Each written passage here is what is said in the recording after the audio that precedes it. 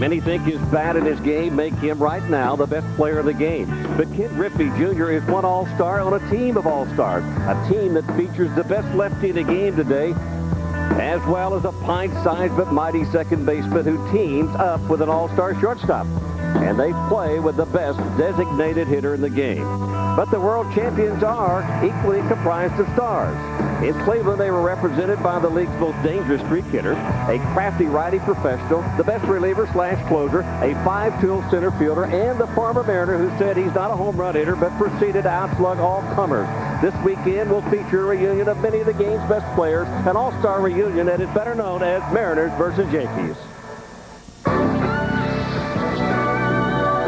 Live from the WB11, this is New York Yankees baseball.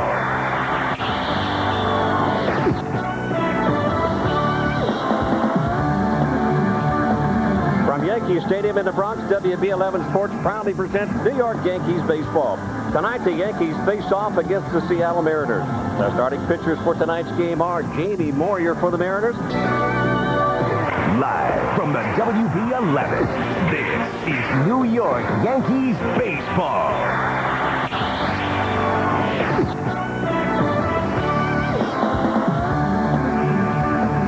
From Yankee Stadium in the Bronx, WB11 Sports proudly presents New York Yankees baseball. Tonight, the Yankees face off against the Seattle Mariners. The starting pitchers for tonight's game are Jamie Moyer for the Mariners and David Wells for the Yankees. Well, it's going to be a beautiful night for baseball. Hello, everybody. I'm Bobby Mercer along with Rick Cerrone. Danny is gone with the rain, but David Wells is here. And I tell you what, Rick, he was impeccable in his last game, his complete game shutout. His fastball was on mark, and he hasn't walked anybody, I can tell you how long. Well, Bobby, he's been more than the Yankees ever expected. 10-4 on the season, and Milwaukee, his second career shutout. He just overmatched the Brewers. Went 9 innings, only gave up 3 hits. Even showed a changeup that he really very often throws. And then he has the good fastball to free David Nielsen late in the ball game. Complete game victory for David Wells. And Joe Girardi obviously happy about calling that game. Last 3 starts, 2-0. Look at that earned run average, only 1.14. And he has always been tough here at Yankee Stadium, and he gets the start tonight. Well, Paul O'Neill has been the hottest hitter for the Yankees since the All-Star break. He's got a 14-game hitting streak. He's now hitting, he's third in the American League in the hitting race. So Paul O'Neill not only is a great hitter, but he's a great clutch hitter, too. Yeah, Bobby, he's done the job from day one of the season. He's been consistently hitting the ball hard. When I've really liked a home run here against Dennis Springer on a knuckleball. You got to be seeing the ball great to hit a knuckleball out of the ballpark. Paul O'Neill did it. But I think the biggest adjustment in Paul O'Neill this year from last year is that the way he stays in against left-handed pitching. Fights off a fastball inside, another RBI for O'Neill, hitting .427 with runners in scoring position, but more importantly, .324 against left-handed pitching. And knocking in runs, 6-game RBI streak coming into tonight's game. Well, when the Mariners come to town, there's one name that always comes to mind, and that's Ken Griffey Jr. He started off with a bang here in 1997, but now I think frustration has set in. He's chasing that Roger Maris single-season streak, and things have gone bad since the All-Star break. Well, Bobby, you're exactly right. Only 1 home run in his last 25 ball games. But let's go back to opening day. David Cone on the mound. Jr., a little slider. He said, "I'll handle this, Joe Girardi." Home run in his first at bat, and he wasn't done. Long home run in the Kingdome. David Cone, the frustration. Second time up for the season, a fastball inside, he hits another home run. Something about the Yankee uniform gets Jr. right, and hopefully he'll leave town without hitting those home runs against the Yankees. Well, you can't ever give Jr. his underachievement. He's only 1 home run and 11 RBIs since July the 5th, but here at Yankee Stadium, he has always been tough. And Lou Piniella, Sweet Lou, will be leading this Mariner lineup tonight against David Wells. Stay with us. It's always fun when the Mariners come to town. We're going to have it right here on the WB11.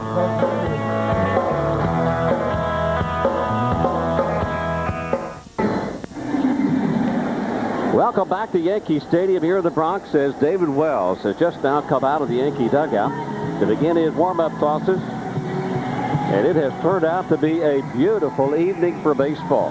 And since yesterday, with all the rains when the Yankees and the Anaheim Angels game was postponed, Joe Torre stays with his original starting rotation, so David Wells goes tonight. Those are the numbers in 1997 for Wells. 10-4, 3.48 earned run average. Only 23 base on balls in 129 and 1/3 innings pitched. That is outstanding for a power pitcher. Now let's take a look at the Mariners lineup, brought to you by McDonald's. Joey Cora leads it off, the all-star second baseman, followed by Alex Rodriguez. What a fine shortstop he is and a great player. Ken Griffey Jr. batting third in center field. Designated hitter Edgar Martinez. Jay Buhner, the former Yankee. Dan Wilson has done a great job in the last couple of years behind the plate for the Mariners. And Mike Flowers at first base this evening. Russ Davis, also a former Yankee, at third base, batting eighth.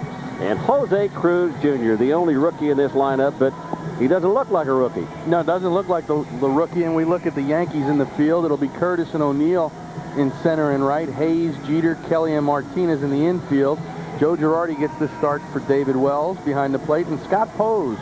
Mariano Duncan was originally in the lineup. He was a late scratch because of a stomach virus. Scott Pose, the left-hand hitter, gets a start. And, you know, against the left-handed pitcher on the mound, Mark Whiten remaining on the bench. That's Torrey's decision.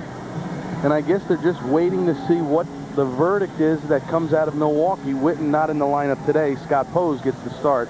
Left-hand hitter against the left-handed pitcher, Jamie Moyer. And the umpires this evening, Ken Kaiser behind home plate, Joe Brinkman, the crew chief, at first base, Darrell Cousins at second, and Tim Welke at third base. As Joey Cora steps in, let me ask you, Rick, about Kaiser behind home plate. What kind of umpire can we expect from him tonight on balls and strikes with David Wells and Jamie Moyer? Well, Kaiser's a pitcher's umpire. He likes to call a lot of strikes. I loved working in front of him. You can work him a little bit. What I mean by that, he'll start giving you a little bit of the corners if you can work him right. And first pitch swinging with Joey Cora, and the bat was sawed off in half. Cora has the handle, and that's the rest of the bat down the third base side. So maybe that just tells you something about David Wells' fastball. Well, this is a tough way to start the ball game. Fastball inside, and the bat just explodes. Now this guy here, he is having some kind of a year. This is an unprecedented year, I guess, for Joey Cora. He's got 9 home runs. He's not a home run hitter.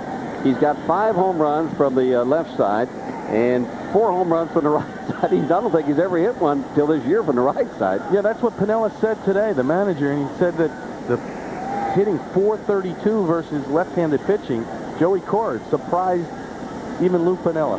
They have a good curveball on the outside corner. Now it's 0-2. Look at those numbers from Joey Cora, and rightfully so. He was chosen to be an all-star here in 1997. And happy to be there. Not like Albert Bell, who wanted no part of the all-star game. This guy was excited. Shallow fly ball, a shortstop, an easy play for Jeter, and there's one gone. Well, the thing about this Mariner lineup, you need to get them one at a time and start with Joey Cora, because these guys can hurt you in a hurry. You're right, Bobby. They lead the league in runs scored, home runs, slugging percentage. There is not a week out in their lineup. And batting second in this lineup, Alex Rodriguez. And Buhner, former Yankee, well, he's got always looks menacing. Look at it, and he is a sweetheart. Look at he's got it buffed tonight, that head. I asked him, did you put a little polish on there? No smile from Jay right now. Well, it's 80 degrees, so he's going to get a little perspiration, get a little shine on that head. First pitch to Rodriguez in there for a call strike. You're right, he is a sweetheart of a guy. And he comes across, Bobby, like he's a mean guy. Yeah. But once the game started, he is mean, but he is a nice guy. Former Yankee, and Yankees didn't want to have to give him up, so they wanted that right-handed bat in this lineup. But sometimes you just can't keep him. Talking about a right-handed bat. Just like Jose Cruz Jr. now is fitting into this lineup as a rookie, Alex Rodriguez, Lou Piniella had him penciled in here in 1996. They didn't expect him to do what he did with the bat, but what kind of year he put together. Well, I tell you, I'd like to be Piniella with all this young talent. Every year it seems like they come up with another young player.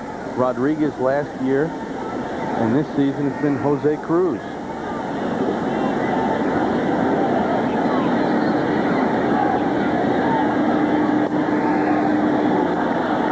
Now it's 3-1 on Rodriguez and Jr. on deck. One of the things that you like about this young bat is the fact that he came to the big leagues knowing where the strike zone was. He was not a free swinger like most young players are. He's foul back and out of play, and that's what made him the great hitter. And now he can really, being able to hit in his second spot behind Junior, sitting in there and really knowing where the strike zone is, I mean, you're going to wear somebody out. Yeah, he is a very good hitter. Uses the whole field, and he's strong. People don't realize how strong Alex Rodriguez is.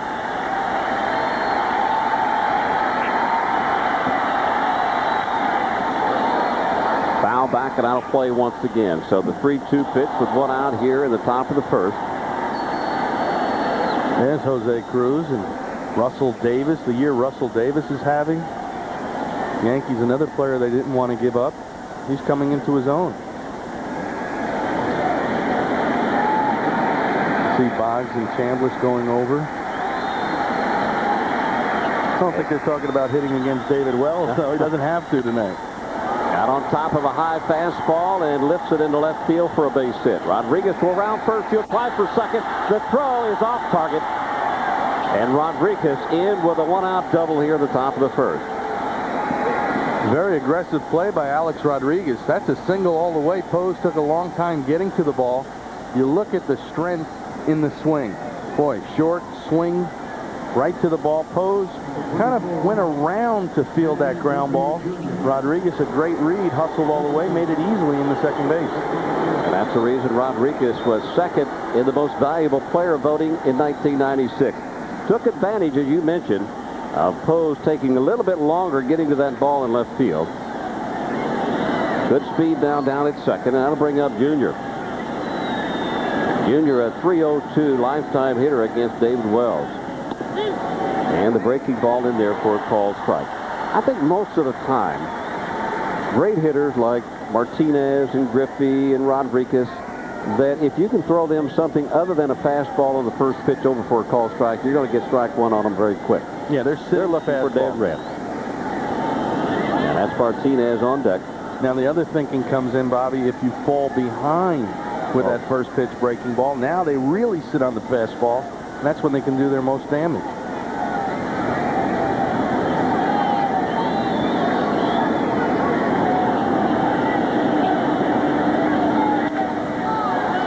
Semi-hanger inside, and Griffey pulls it foul. Now Wells in front 0-2. I thought it was very uncharacteristic of Junior today before the ball game. I was in the Mariner locker room, and the reporters were gathered around Junior.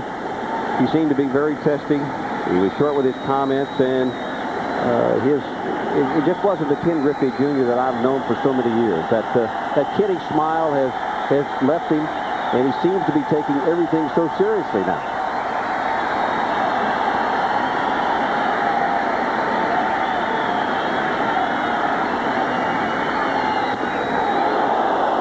Tries the fastball, just misses outside. Yeah, let's take a look at the quote. That's the Mariner way. Instead of becoming a first-class organization, which we could be, we're stuck in the 70s, seeing how many things we can do for other people. And that's referring to the AA exhibition game that they had to fly all the way to North Carolina to play Monday night. Rodriguez will take off with the pitch, but Griffey fouls it out of play, so Wells will have to pay more attention to Rodriguez at second. He's got 20 stolen bases on the year. And even though he's big and strong, he's also got speed. Frustration on Griffey's part, maybe a combination of not having a home run his last 57 at-bats, only one in his last 25 ball games. He said some things that really have uncharacteristic. Very uncharacteristic. And sometimes in baseball, you make statements to certain people or certain parts of your organization that you shouldn't be doing it. It's not the baseball way. Well hit into center field. And going back out, coming in is Curtis. He makes the play. But I think Junior now will regret what he said, because every reporter will be swarming on him, wanting to know what he meant by it. Yeah, and how come he said it, and what is he going to do about it? And some serious quotes talking about the team. We have a first-class team, and we have a third-rate front office, referring to Woody Woodward, the general manager, who's made the trip here and really just ripped Woody. Said he never comes into the clubhouse sometimes guys need to be stroked, and he offered to not donate his salary, but defer his salary so they could sign a quality reliever. And the designated hitter now will step in with 2 gone. Rodriguez still down at second. Nice block by Girardi. And Woody Woodward's response to it was, Junior and I have known each other for a long time. We're still going to be friends. And I understand his frustration of going to this Double-A game, but that's part of the agreement that we have to live up to our franchises. And that was their Double-A team. I think it was just a build-up, starting from the beginning of the season when he hit all those home runs, and then they started talking to him every day about was he going to break the Roger Maris record. You know, Roger lost his hair over that 61 season record. Griffey's hit 30, and he struggled since the All-Star break, but every day they're asking him, well, why isn't he hitting home runs? Well, why isn't he doing this? You know, you're 10 home runs behind Rogers' pace. And the fact that they go off to do an exhibition game, they're in a pennant race, all this stuff I think has built up in Junior, and he's letting some of it out to the press. Wells has fallen behind 3-0 on Martinez, so he'll have to be careful. That's really picking your poison here. Do you want to face Martinez with a runner in scoring position, or do you want to give in to him, put him on base, and then go after Jay Buhner, another ex-Yankee that loves to hit in this ballpark? And the breaking ball, 3-0. That just shows you the kind of respect that Wells has for Martinez. First base is open. And I'm sure Wells and Stottlemyre and Torrey and all of them know that with first base open, you got to make a quality pitch to Martinez. Buhner is only a 167 lifetime hitter against David Wells. And now the fastball and misses up high. So indeed, David Wells finally walks a batter. It took him about 18 innings before he issued a walk. And that'll bring up Jay Buhner. Typical numbers for Jay Buhner. 25 home runs, 75 RBIs. Really got off to a horrendous start, hitting under 200, but he's back on fire. And that's what makes it tough. You look at Bob Watson, the Yankees general manager, and spent a little time with Bull today and asked him about all the trade rumors, left field. He says, hey, our best trade will be when Bernie Williams gets healthy, when Darryl Strawberry comes back, and when Tim Raines comes back. Up high on Buhner. 2 outs here in the top of the first inning. 2 men on for the Mariners. That's Rodriguez at second. That's Martinez now on at first. Well, I'm hoping that the Yankee organization at this time, I mean, they're winning, even though they have some deficiencies, and they've got a little bit of time with, like you said, Bernie coming back. Tim Raines is just around the corner. That's over for a called strike. If they don't mortgage some of their young prospects in order to get somebody that's only going to last maybe a couple of months with the Yankees, and then they have to give them up. Well, the names that have been mentioned, Chili Davis and Michael Stanley, Jose Canseco. Canseco's name, but you know what? That might create even more problems because, like I said, Bernie, Raines, and Strawberry are close. And then you got Cecil Fielder, who's supposed to be back in mid-September. Foul back and out of play. And the Yankees, I don't think that they're in an emergency mode. I mean, they're winning. Well, they're winning because of pitching and defense. Yeah, they're really winning. When you think about it. But, you know, if they weren't winning and they weren't 10 games back, maybe they would have to make an unprecedented move, but I don't think that they have to do that at this particular time. No, I agree with you, Bobby. They don't have to make a move. And you'd hate to see them give up a young prospect like they did years ago in Jay Buhner's case for Kenny Phelps. Where is Kenny Phelps? Jay Buhner is still hitting very well in the big leagues. And Wells just missing inside on the 1-2 pitch. Now it's 2-2, and Wells shaking his head. Now, you know, Kaiser, you've been behind the plate many times. That's exactly one of the things that you don't do because he sees that, and you could see Kaiser just walking around after Wells was shaking his head because he wanted that pitch inside. It was a pretty good fastball inside, but Kaiser didn't make the call, and you don't want to show up Kaiser because he'll make it a small plate and a long night. Yes, he will. And Kaiser already You can see that he's disturbed by the fact that he thought maybe Wells showed him up.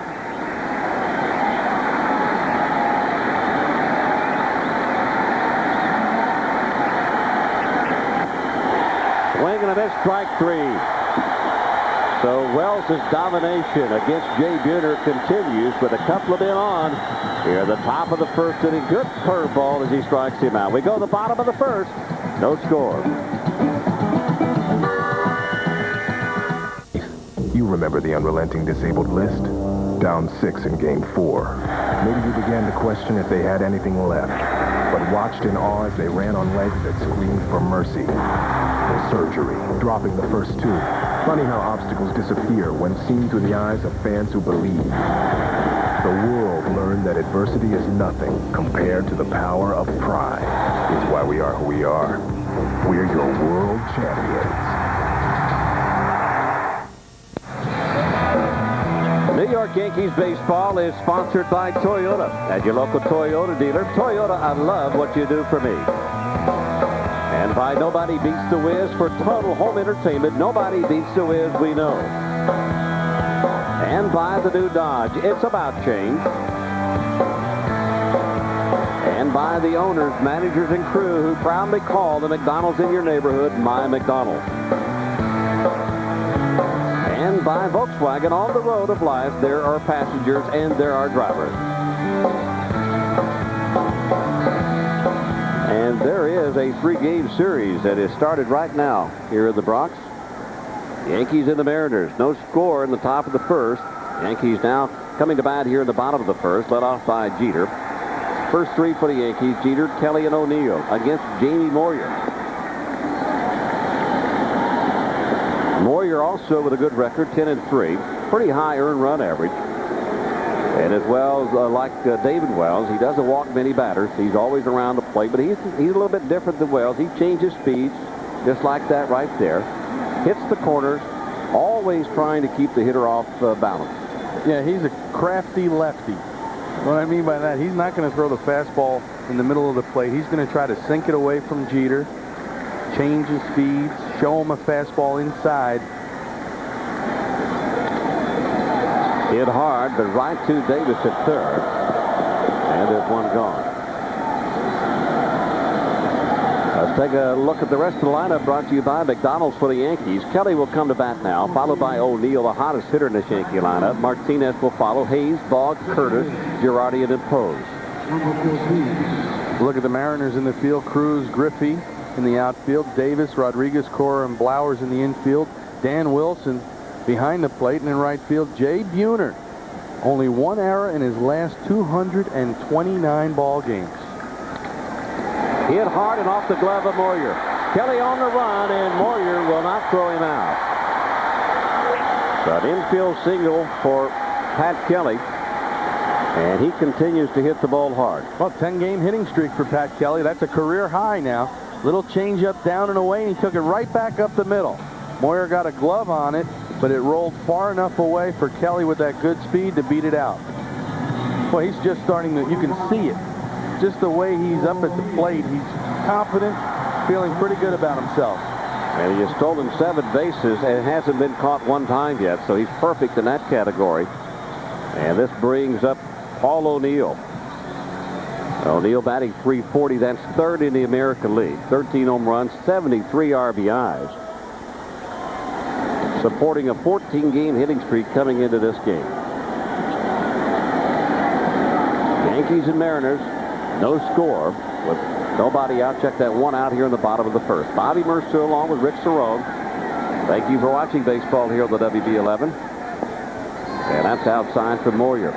You know, Bobby, what Paul O'Neill has done against left-handed pitching, he's hitting .324 for the season. What he's done, he's moved off the plate. He's further away from the plate against lefties, and his mind is made up. I'll pull by mistake. I'm going to take you to center field, left center field. That's where I'm going to get my hits off you. Boy, a good swing there, but he just got underneath it a bit, bounds it back out of play. That's supporting what you were talking about. I mean, he always struggled against lefties, but the last couple of years, he's starting to feel better. He has moved off the plate. And like I said, he'll only pull by mistake. You leave him a breaking ball inside. Oh, yeah, Lil Pinella, when he was with Cincinnati, wouldn't even play him against lefty. He platooned him. But only play him against right-handers. High and inside, ball 2-1. What about you were a left-hand hitter? I was? Oh, yeah, of course. A very good one, too. Did you play games like that in the batter's box?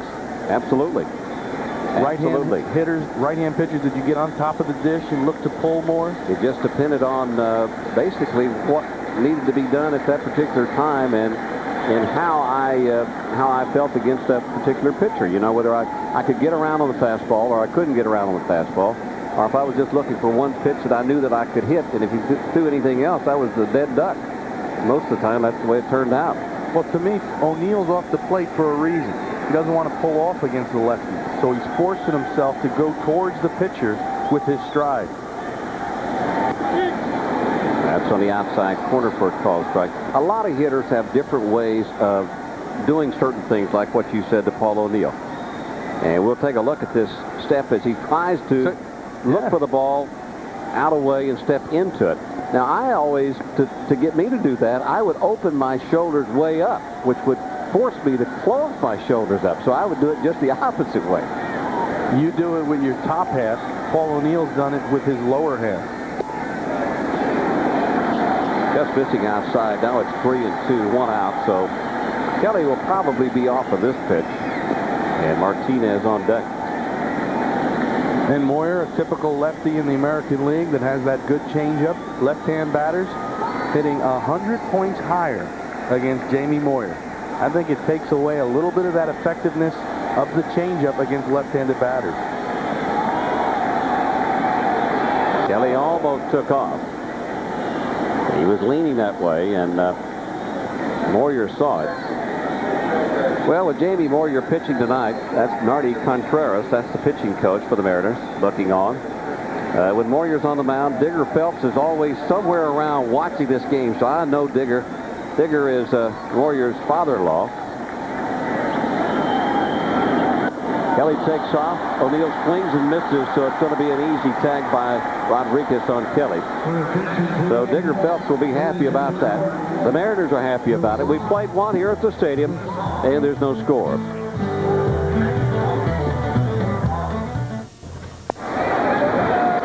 All right, back at the stadium, top of the second inning. And this is how the last inning ended. Remember, David Wells complained about a call from Ken Kaiser, and now he's trying to make amends, and rightfully so with Kaiser. I didn't say anything. I didn't say anything. No, it wasn't what you said, David. It's how you shook your head. Expression, yeah. That says it all. Here in the second, Dan Wilson leads it off. He'll be followed by Blowers and then Davis. Well, like you said, and you've been behind the plate many a times with Kaiser there, it's better to have him on your side than not. If you can get an umpire on your side, but not to show him up where he thinks that you're showing him. I would think besides our colleague, Steve Palermo, who always had a short fuse, Kenny Kaiser might have the shortest fuse in the business. Well, it's that no tolerance rule here in 1997, instituted by the umpires. High pop-up on the infield. Kelly out on the grass in right field. There's one gone. Well, it's going to be another great weekend this weekend with the Mariners in town. But coming up on Monday, the Oakland Athletics will be coming to town. And guess who? That means Mark McGwire and Jose Canseco will be following. And that will be Monday at 7:35, Tuesday at 7:35, and then an afternoon game on Wednesday starting at 1:05. A lot of good seats available here at Yankee Stadium. And you don't want to miss it because you got the Bash brothers coming to town. McGwire, as he continues to chase that Roger Maris record. And this is Blowers, first pitch swinging, and delivers a single into center field. Mike Blowers, another ex-Yankee in the lineup. Let's look at him from the side. Waits back. Stride, not a real long stride. Now here comes the bat down. At contact. Pretty good swing. Stiff front side. Drives the ball to center field. If Flowers has a problem, it's the fact that he tries to jerk everything. He's a dead pull hitter trying to and he gets into that mode where he's jerking his head off of it, and he doesn't get a good look at the baseball. This will bring up Russ Davis. 306 hitter, 14 home runs, 54 RBIs. And the thing that you got to like about Russ Davis, when he was here with the Yankees, those are his numbers, is that he's got that short, quick stroke with a lot of pop behind it. Yeah, he does. He gets the top of the bat, the barrel of the bat to the ball in a hurry.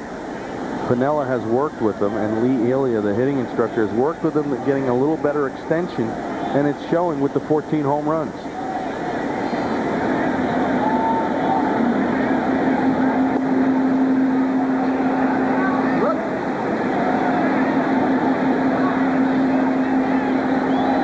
I think what happened with Russell Davis was a great opportunity for him. Boggs was signed for 3 years here, and he was going to sit on the bench an awful long time the way Boggs was playing at third, and the Yankees actually did him a favor. But it was the only reason that the Yankees would trade him is because of that situation that they were in, and Boggs at third base. I don't think they would have gotten rid of him otherwise. That's foul off to the right side on a 2-0 pitch. There's Lee Elia right here. He's a hitting instructor and a longtime coach for Lou Piniella. 5 years with Lou now with Seattle. But a good report about Lee Elia is that he was diagnosed with prostate cancer about a month and a half ago. He has gotten that taken care of, and he's in good shape. Talking with him this afternoon, he said everything is fine, and he's knocked on wood. Said, boy, I'm really lucky that they caught it in time, and urges everybody to get that test. So that's what saved his life. Another pitch foul back and out of play, and that'll even the count up at 2-2. I'm talking about that PSA test, the blood test. Yes.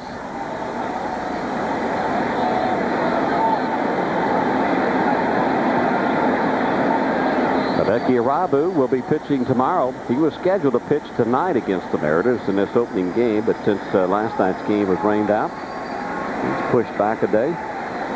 And I'll be anxious to see Hideki start tomorrow because Stottlemyre has said that they've worked out some mechanical problems that Hideki got himself into, and he should be back on track again. Well, actually, Bobby, the other thing, too, is that he's actually working on his normal day's rest. In Japan, he pitches every 6th day instead of every 5th day, so we'll see. Maybe that velocity will be better. I actually got to watch every inning that he pitched Sunday night in Milwaukee, and I came away with that he's a pitcher. He has better pitches. He's not an overpowering pitcher by any means. Topped out at about 93 miles an hour, but he had a good breaking ball, good forkball, and it looked like he knew how to pitch. But those reports that we had heard, 98, 97, I just didn't see that type of arm strength. Well, Stottlemyre said that he was opening up his left shoulder, which would cause him to throw against his body, and he couldn't get the pop behind his fastball or his split finger, and he was, hanging a lot of those pitches in the strike zone, but they feel that they have that worked out now.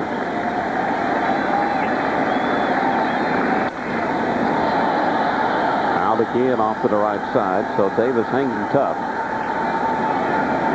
4 for 10 off of Wells. Well, a dinger.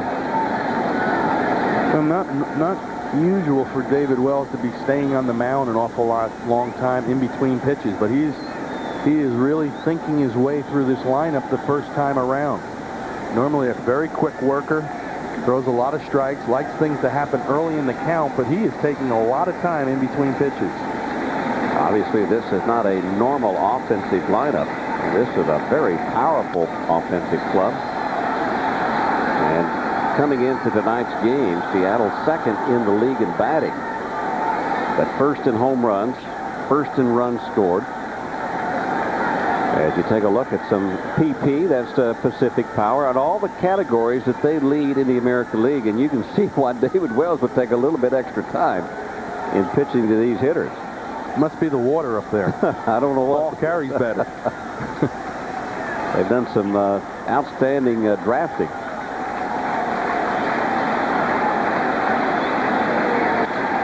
Hit hard and right to Kelly. Does he turn the double play as they get Flowers, who got off of first base, not too far, but a quick play by Kelly turns it into 2. Piniella couldn't believe it. That's just one of those bang-bang plays, and sometimes the runner gets caught a little bit too far. We go to the bottom of the second, no score.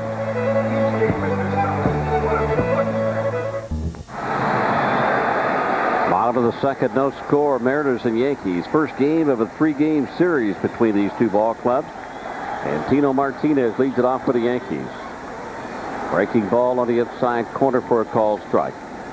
Impressive numbers by Tino. 297, 33 home runs, 94 RBIs, obviously. Those RBIs lead the American League.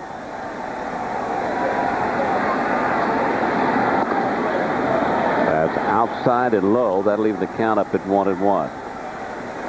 Tino's also done a good job, Bobby, against left-handed pitching. 9 home runs on the season. 333 hitter versus Moyer in his career. Out in front on that pitch, 1-2. Well, there's Chris Chambliss coaching first base for the Yankees tonight. Jose Cardinal had eye surgery yesterday, so he's missing tonight's game, and filling in will be the hitting instructor, Chris Chambliss. We need to show him where that first base box is. That's inside. That'll leave the count up at 2-2. But there's not a coach in the world that stands in the regular coaching box.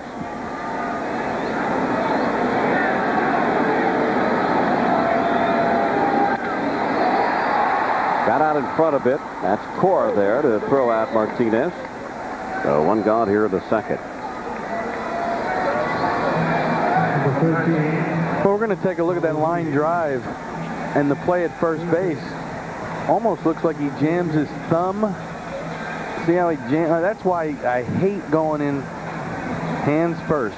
You jam a wrist, you can break a finger. And he's still working it over at first base. Which do you hate the worst? Getting doubled up like that, or jamming your finger?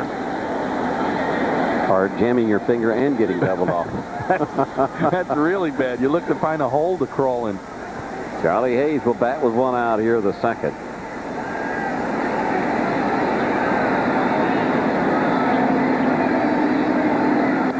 Moyer's one of those pitchers that you go 0 for 4, and then the night is over with, and you've really had one of those what they call comfortable 0 for 4s when you don't get a hit. He just works you over. Nothing special.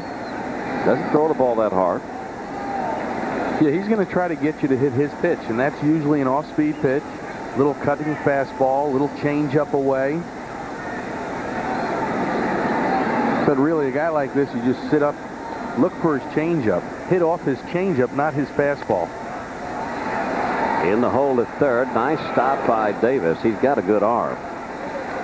Throws out Hayes. Now there's 2 gone. Well, let's take a look at our Delta Airlines upcoming schedule. And tomorrow the Mariners and the Yankees continue. That will be televised on Fox. That starts at 4 o'clock. And then back here on the WB11 at 1:30. And as we said, Oakland comes into town Monday, Tuesday, and Wednesday. But the Bass brothers, Mark McGwire and Jose Canseco. MSG, WB11, and then the last game on MSG. This is Wade Boggs batting with 2 gone. Boggs batting .273, 3 home runs, 19 RBIs. No score.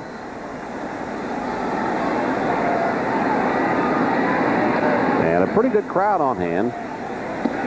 And this is Friday, right? It's Friday. Friday on a Friday night. Nice crowd, but remember, a lot of the people in the stands today thought that Hideki Arabu was starting this ball game. All the papers, the local papers, had Arabu starting. So you wonder if the extra fannies in the seats are because of Arabu or just because the Mariners are in town and with all their star players. This is what you would expect to see for a Yankee-Mariner series. Yeah, I would think that the Mariners have a lot to do with this crowd.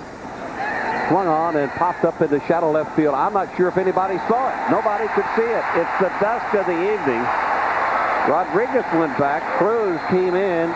Nobody was seeing the baseball. I mean, this is the toughest time in the twilight to pick the ball up. Well, watch Rodriguez's eyes. His eyes are, he thinks he's on a baseball, but then it disappears. And Cruz was too far back. Never saw it. Drops in for a base hit. Now, boy, you got to be going good to get a base hit like that. I mean, Rodriguez looked up. Obviously, he knew the ball went into the air. He just couldn't find it. Well, Boggs will take it as he continues His quest for 3,000 hits. This will bring up Chad Curtis. Boy, some numbers Curtis has been putting up for the Yankees. Doing a great job, not only in the outfield, but also with the bat. Filling in nicely for Bernie Williams. 10 hits in his last 25 at-bats. But he has made some plays in the outfield. I mean, with Jim Edmonds with Anaheim here and Curtis with the Yankees, those two guys can put on a show. Now, I've heard them describe Jim Edmonds' catch already twice this year. The Yankee play he made and the one in Kansas City as the greatest catch anybody's ever seen. So that's twice in one season for Edmonds. Nobody's ever seen better plays in the outfield. But Curtis made that game-saving play against the White Sox in the 9th inning. Well, you also have to go out to center field here at Yankee Stadium right now and take a look at a guy, Ken Griffey Jr. I mean, he's turned in some pretty darn good plays. And right here at Yankee Stadium, I mean, he's been climbing the fences and making diving catches. I think one of the best plays I ever saw, the play he made against Jesse Barfield some years back. Climbing the wall to make the play.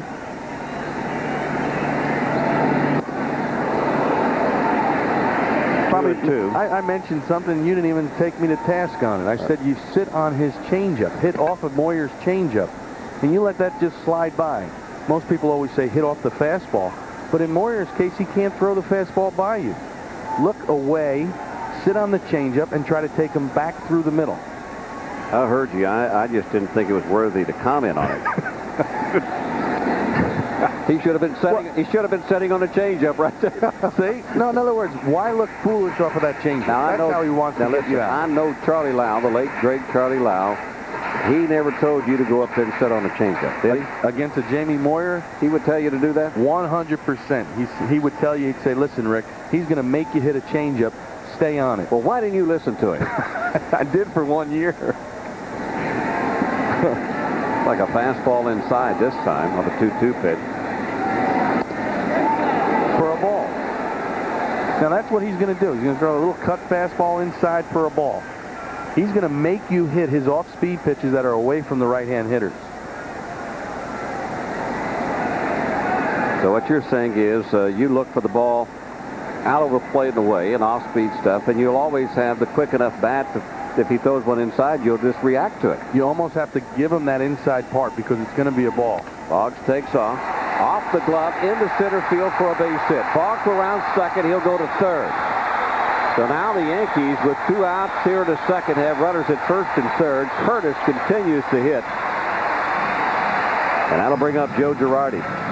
And what was this pitch? It's a changeup away from Curtis. A great at bat. Changeup down. Took it right back up the middle for a base hit. That's what you try to do against Jamie Moyer. Hit off the changeup. See, in one at bat, I can teach you about that. That's why you were a 290 career hitter. I was a 240 career. Gosh, if I'd have known that. Well, we'll see what Girardi does. Girardi has gotten some big hits with runners in scoring position. 2 outs here in the bottom of the second. No score. Yankees threatening. And Girardi, you would think, would just nail Moyer because Girardi goes the opposite way all the time. It doesn't make any difference if they're throwing it 90 or 100 or 50. He's always looking to hit the ball up the middle or the opposite way.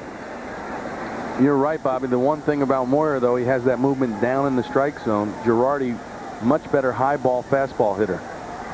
And you saw Moyer really questioning Kaiser. Kaiser's getting worked over. It's only the bottom of the second. Curtis takes off, and it's lined in the left field for a base hit. Boggs will come on to score. Curtis goes to third, and the Yankees lead it 1-0. I think that goes back to say what you were saying. Look for the ball off-speed pitch, and you can react to anything else inside. Well, Bobby, that's how I hit off of lefties my last 4 or 5 years, and I had a lot of success doing it. Another changeup from Moyer. This is his best pitch. Why not look for his best pitch? Girardi does, gets the changeup up, and gets the RBI single. Girardi continues to hit with runners in scoring position. And that missed fly ball, the one they lost here in the twilight, has proved positive that the Yankees scored a run on it. This will bring up Scott Pose now. And he will have a chance to knock in a run. And if I'm Scott Pose, I would be thinking a little drag bunt. You have the runner being held on first base. All you got to do is get it past the pitcher towards Joey Cora. You got yourself an infield hit and an RBI. And a good guy to bunt off of, Jamie Moyer. Now it's 1-1. Well, from a hitter standpoint, as Willie flashes signs, from a hitter standpoint, you've got to be thinking all the time on what would be best for you at that at-bat. What can you do to produce something? Well, he slashes one to Davis at third. Nice play by a young third baseman, but the Yankees come up with a run here in the bottom of the second inning on a missed fly ball. So we go to the top of the third. Yankees with the lead, 1-0.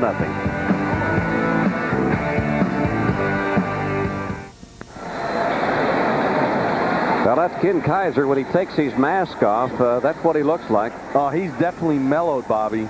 You see Moyer, where is that pitch? Watch how he handles this, Kaiser. Look at a little smile. Years ago, he would have been all over Moyer, but look, a little pat on the back. Okay, I'll work it. I'll try to work it. But we don't know what Moyer's telling Kaiser. Flowers still looking at that hand that he jammed diving back into first base.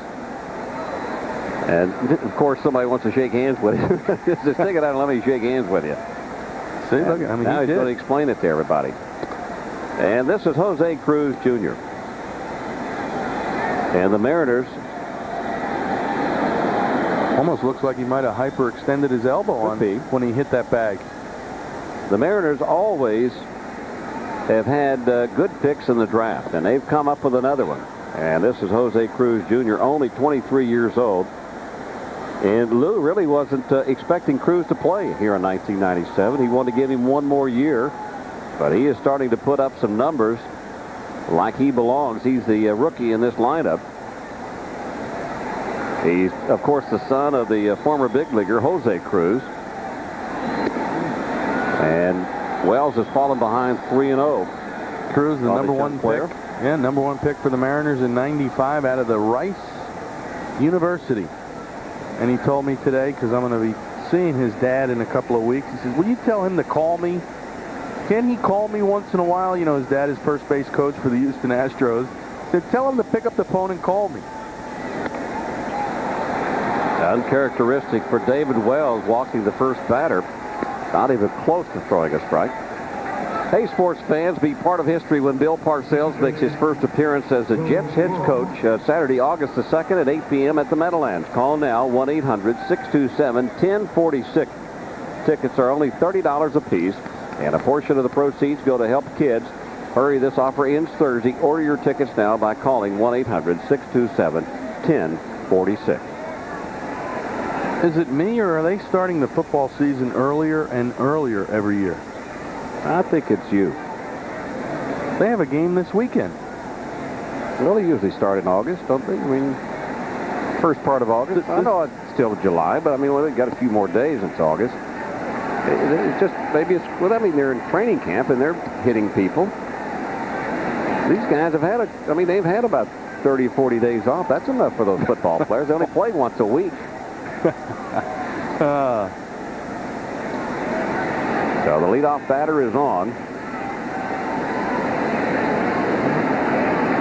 And that'll bring up Joey Cora for the second time. Now the Mariners have batted around on David Wells, but the Yankees have the lead here to third, 1-0.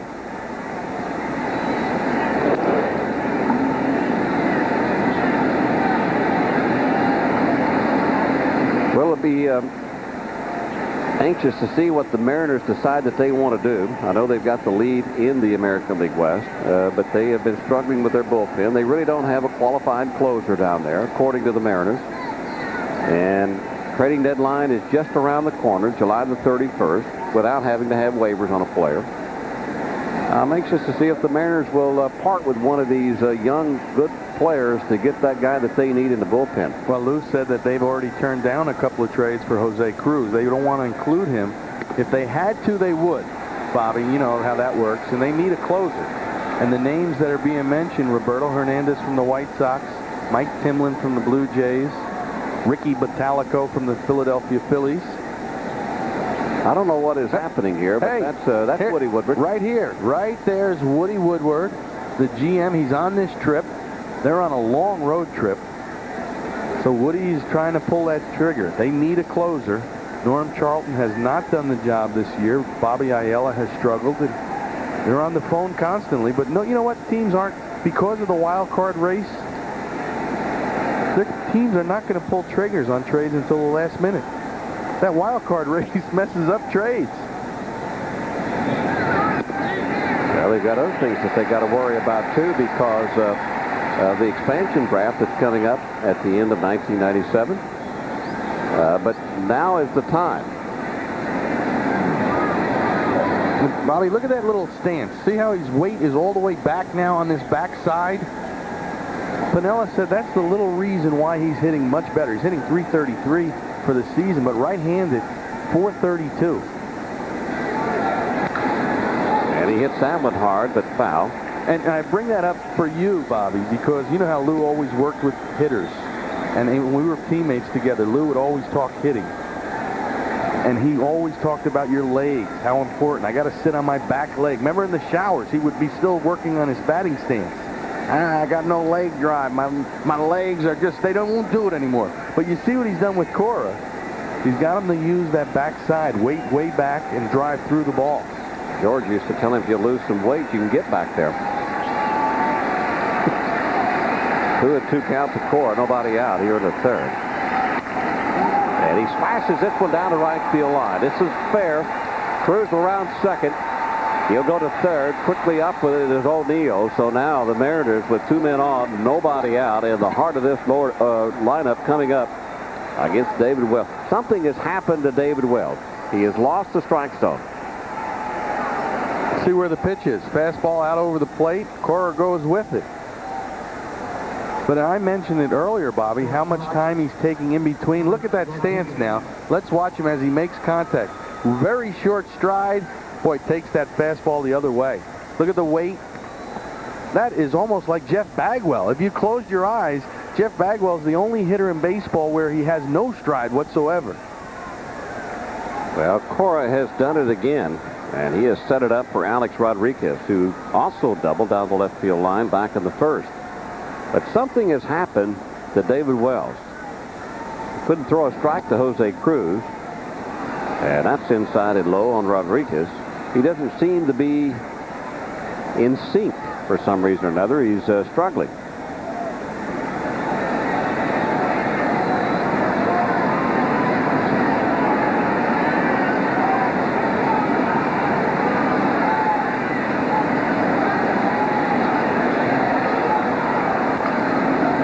The end of the bat, Charlie Hayes' play will go to first base.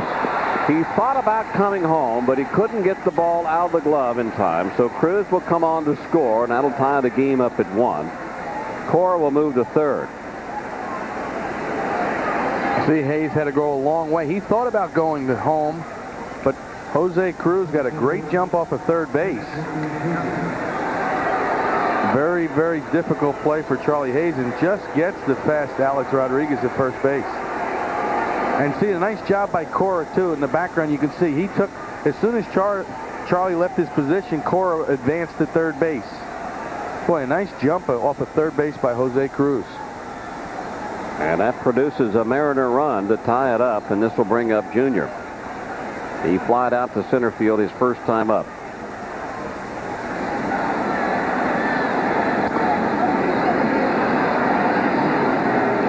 Well, you hear all kinds of reports. The reason that Junior is a little bit testy now, somebody said that he's a little bit upset because, you know, Junior's been known to be the best player in baseball, best all-around player, and now that he's being compared to Alex Rodriguez, his teammate, and how great Rodriguez has been, that maybe that is causing him to get into this frame of mind that he's in, because now they're not only looking at Griffey, but they're also looking at Rodriguez. Well, I don't know about that, Bobby. I know I know. That's what people are saying, but this guy here, you remember him, too, in the clubhouse as a kid with his dad playing with us, and he's got a pretty good head on his shoulders. Off the end of the bat. And Cora will be held at third. So two guys. We asked Sweet Lou about the frustration of Ken Griffey Jr. Here's what he had to say about it. No, I don't think that's it at all. There was some frustration level here for a while as far as having to play that exhibition game in North Carolina. There's not much that we could do as a club. We made that commitment about a year ago. You know, we travel a lot in Seattle, as you know, Bobby. We travel more right now than Central teams in the American League National League Central travel every year.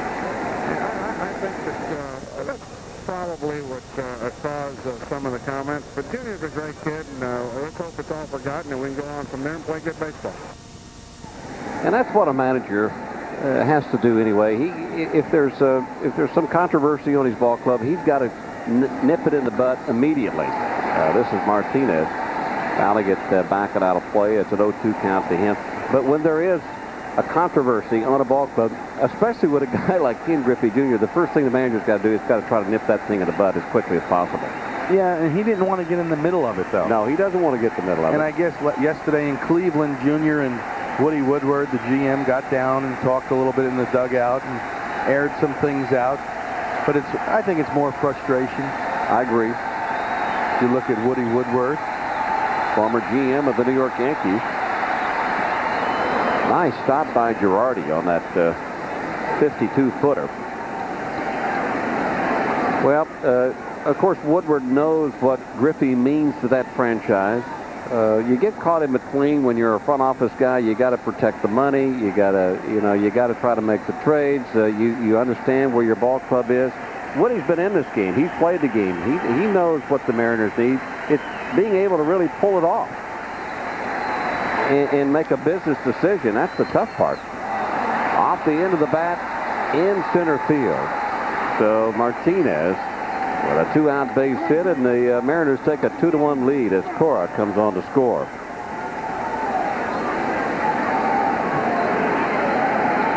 Well, he's just the magician with that wand in his hand. Slow curveball, stays back, doesn't hit it hard. See how his hand stayed back, Bobby? He was fooled on the breaking ball, but he's able to make a good pass at the ball because that bat never really came forward.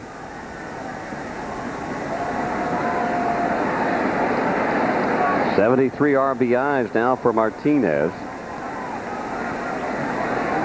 And Buhner will step in. He struck out his first time up in the first inning.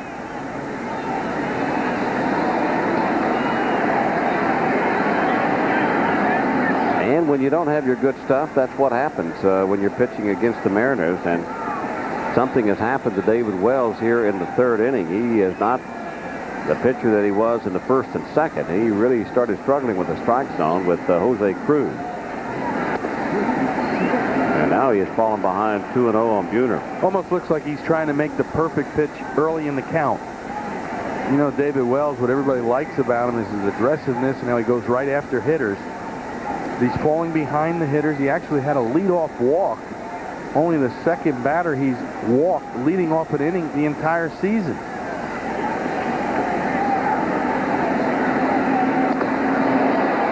That's what the Mariners do, and they do it well. They look for that fastball. They're ready for it. And when you fall behind in the count, you're going to get these kind of swings.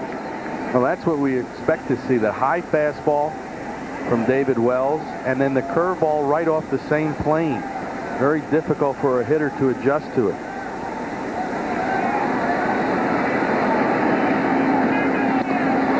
Another fastball blown by Buhner. So you would think now he's shown him two high fastballs. He should follow it up with a good curveball. See the fastball, or the other way of thinking is, okay, he's chased two balls up in the strike zone. Let's go a little bit higher with the fastball. See if Buhner will chase it again. Looks like Girardi's. I think that's a fastball sign, though, for David Wells. Two might be the fastball. Let's see. Well, there was a fastball. He tried it inside and missed. Now it's 3-2. So Girardi quickly out to give signs to tell Martinez to play behind Martinez, Edgar Martinez at first.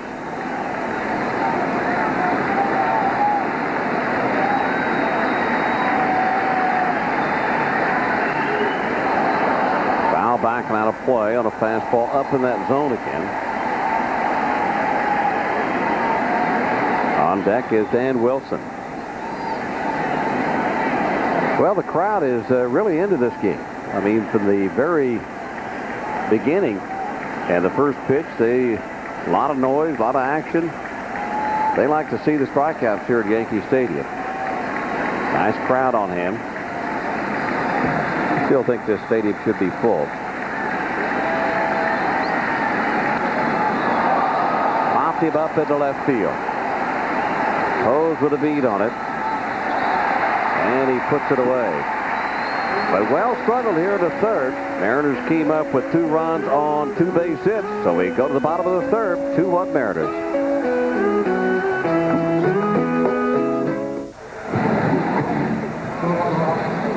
Bottom of the third here at the stadium. Seattle leads at 2-1. Well, the Yankees will celebrate Christmas in July at the stadium on July the 26th before the Seattle Mariners game at 4:05. Fans are asked to bring coats, clothing, canned or boxed non-perishable foods, eyeglasses, hearing aids, and new toys to the game. All items will help local community groups in assisting those less fortunate. The Salvation Army will assist Santa's helpers in collecting the donations, as well as the Jaycees and the U.S. Marines with their Toys for Tots program. Please bring all items to the Big Bat area located on the stadium concourse. The Yankees wish to thank all of their fans for helping them help others. Great program. We hope you will show up on July the 26th to help celebrate Christmas in July. That'll help a lot of needy people. Well, the Yankees find themselves a run behind as Jeter leads off here in the third. Now Moyer has fallen behind Jeter 2-0. Jeter has popped out. Check that. Jeter grounded out to Davis at third, his first time up. Well, another opening for you, Cerrone. It looks like Ray Knight has been let go now with Cincinnati. You're exactly right. But Ray Knight fired today. Jack McKeon named interim manager. Trader Jack back in the uniform. So Knight becomes the second manager fired in '97, right? Bob Boone was the first. Bob Boone with Kansas City. Up high for a ball, 3-1. Well, you've wanted to manage, haven't you? Don't we do that up here? That's Pat Kelly on deck. We kind of do it a little bit up here without. This is much harder up here than it is down there. Oh, no. Yeah, I don't know if you call that an out, a 6-3 out, but I don't know if you call it so much managing or second guessing. No, come on now. We try to do it before the fact. Hey, let's go look at this. I like this. 1995, look at where his hands are on the left. Right? And now look at his stance Tuesday. His front side is closed up a little bit more. Hands are lower. The bat started in a lower position. Both home runs. You just show that hitters make changes over the years. Did I say 1985 on that left side? 95, I meant to say. I wasn't listening. This is Pat Kelly, as you mentioned, and that's inside. Or did he go around? I guess he went around. So it's a 1-1 count. Bobby, I talked to Pat about the adjustments in his stance, and he said, you know, when he was in Columbus, he was hitting second, and he flattened his bat out a little bit more, closed up his front side, and he was able to drive balls the other way. He's always been a pretty good pull hitter. And he tries to bunt that pitch. You know, and he was explaining it. He says, I just feel comfortable. You know how it is as a hitter. He says that you change things every day, but this has felt pretty comfortable, and I'm going to stay with it. I think that was a good play by Kelly, trying to bunt his way on. He caught Blowers and Cora playing way back on the right side, so he took the shot over there. That's what a second-place hitter can do. You've got to be able to do a lot of things. You got to be able to hit and run. You got to be able to bunt. Yeah, now look, see his hands are a lot higher here. He's flattened the bat out. And look at the front foot here is open, and here it's closed. That's really been the biggest difference in Pat Kelly, and it's working for him. 10-game hitting streak. Moyer strikes him out here. Well, the biggest thing for Kelly is to stay healthy and get some playing time on a consistent basis. Good changeup from Moyer after showing Kelly a couple of balls inside. that were balls, but then he went right back to that changeup away. So this will bring up O'Neill with 2 outs here in the third. O'Neill, who struck out back of the first inning. So Hall's 0 for 1.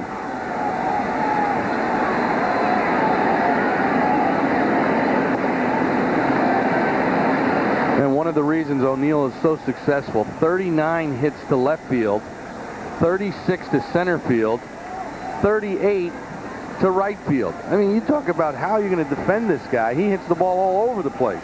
I guess you just put the big C up for him. That's for consistency. Well, I mean, Bobby, really think about it. How do you defend him? He's going to shoot you the other way.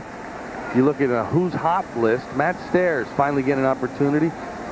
Over the last 10 days, Paul O'Neill hitting over 500. So that makes it so difficult to pitch to. And the 2-0 pitch in there for a call strike. Now it's 2-1. Boy, from a left-hander pitcher to a left-handed batter on a 2-0 pitch, he throws the fastball in there. Paul had to be looking for something else, I would think. But do you have to be a different mindset? That's fouled out of play. Not too many times do you have 2 left-handed hitters, hitting back-to-back. So maybe he's thinking 2-0, I'm not going to get the good pitch because I don't have a big, tough right-handed hitter hitting behind me to protect me. And, just because it's Martinez, I mean, he's got a lot of respect too, but maybe it's a different pitch. I don't know.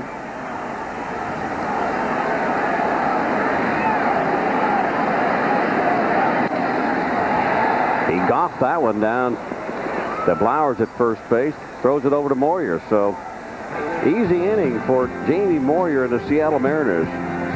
We played 3 here at the big ball yard. It's 2-1 Mariners.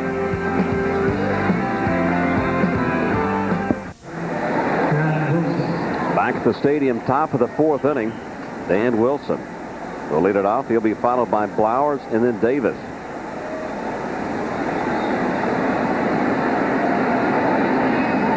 Well, the Yankees checked that. The Mariners got a surprise when Dan Wilson. I mean, they knew he was a good defensive catcher, and they had a lot of respect for him in that area. But for the offense, they were surprised, kind of like they were with Alex Rodriguez. Yeah, put up some big numbers for them. First thing Piniella did when he was named manager of Seattle, he grabbed Wilson from Cincinnati. Oh, this is hit high and deep down the left field line. If it stays fair, it's gone. It is gone into the upper deck. Home run number 8 for Dan Wilson. That'll bring Sweet Lou to the top step with a smile on his face, and the Mariners lead it 3-1. That ball was tagged. That ball was hit about 7 rows deep in the upper deck. Down the line. Not too many right-hand hitters going in the upper deck at Yankee Stadium. Dan Wilson, a big fly. Tries to go fastball in. Wow. Bat came through the hitting area in a hurry. Watch this bat right to the ball. Boom.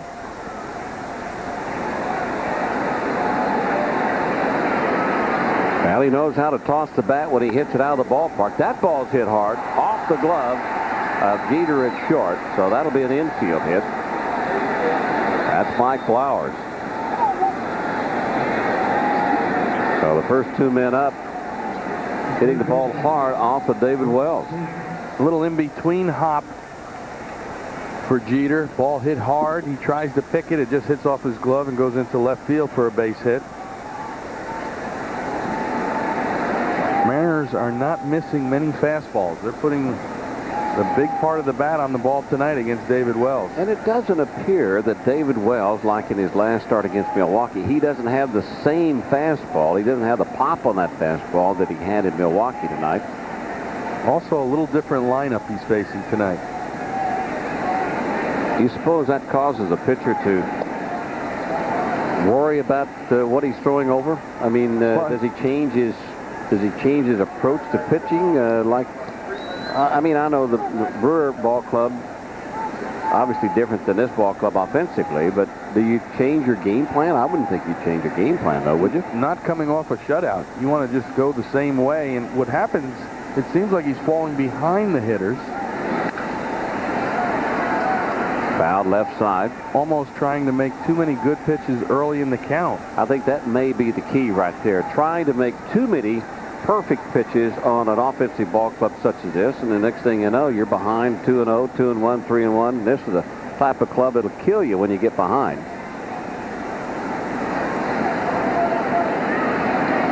But he doesn't appear to have that good pop. That's Blowers on at first base. Once again, he jammed his finger over there, or his hand, the last time he was there. And Davis once again hanging tough against Wells. Mariners 3 and the Yankees 1 here with nobody out in the fourth. Van Wilson's home run, number 8 for him, added that run so far here in the fourth.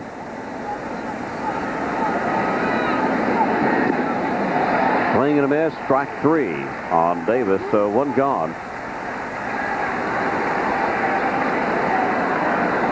There's the good overhand curveball from David Wells for the strikeout.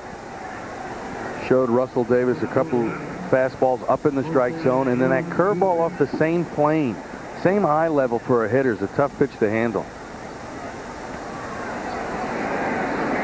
When a hitter strikes out and goes into that tunnel, watch out. A lot of times that's where the punching bag ought to be. Yeah, they should put a punching bag down there. Yeah, sure they should. That would save a lot of water coolers. It's Jose Cruz Jr. and he hits one hard. He walked leading off the third, came around to score. How many times do you say that? The leadoff walk that scores? Now, I hope I say this right. His dad's nickname used to be Cheo Cruz. Cheo. And Jose Jr.'s nickname is Cheito, meaning Little Cheo. I'll go along with that.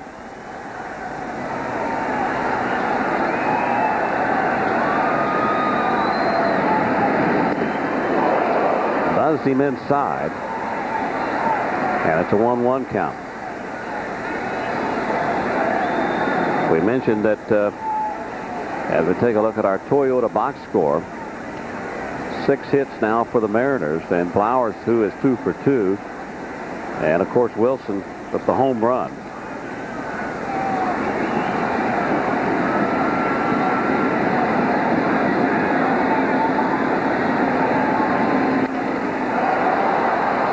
Goes the opposite way. O'Neill on a run. It will find the gap up against the wall. Blowers will be held at third. And the young rookie right-hander hits one hard into the gap in right center. That's what they like about Jose Cruz. The ball jumps. That's a changeup away from him. The ball jumps off his bat. Keeps his hands back, drives through the baseball. Good power to right center field. O'Neill thinks he has a chance, but that's a short hop off the right center field wall. So that'll bring up Joey Cora, and that'll send Stottlemyre, the pitching coach, to biting his nails. Wells has been so good the last 2 outings. But struggling here against the Mariners. Cora, who's 1 for 2. You can see the infield will be brought in now, so they're going to try to cut that run off. And the pitch is down low for a ball. And a good pitch in this situation to try to prevent the run from scoring is that slow curveball that Wells tried on the first pitch. Tendency for a right-hand hitter is to pull that ball to third base. That would freeze the runner at third. Well, if you talk to Lee Elia about Joey Cora and the reason that he's turned his offense around is he says he's a tireless worker. Works all the time and won't stop until he thinks he has it. He said he also went on one of those, like everybody else, on a weightlifting program during the wintertime, so he's bulked up a bit, even though he's a little guy.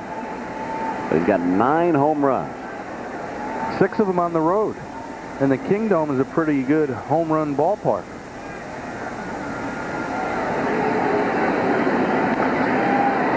Chops it foul left side. Now it's 2-1. Well, you saw Wells. He missed with the 2 slow curveballs, and then he had to throw a 2-0 fastball to Joey Cora. The location has not been there for David Wells tonight. Yeah, here we are. 1 out in the 4th inning. He has thrown 75 pitches.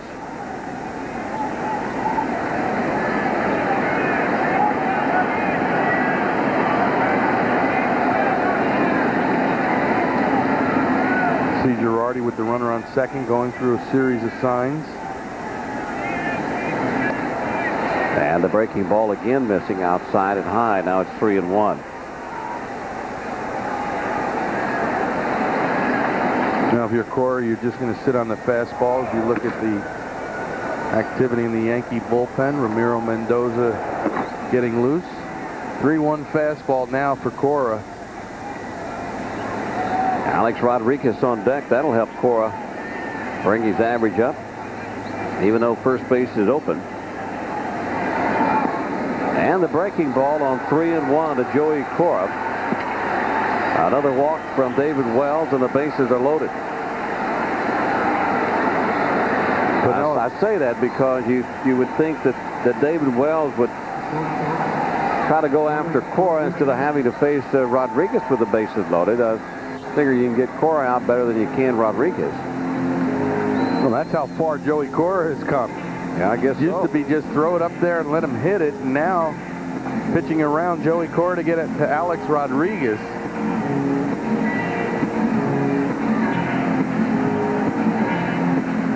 And this is a very, animated Mel Stottlemyre.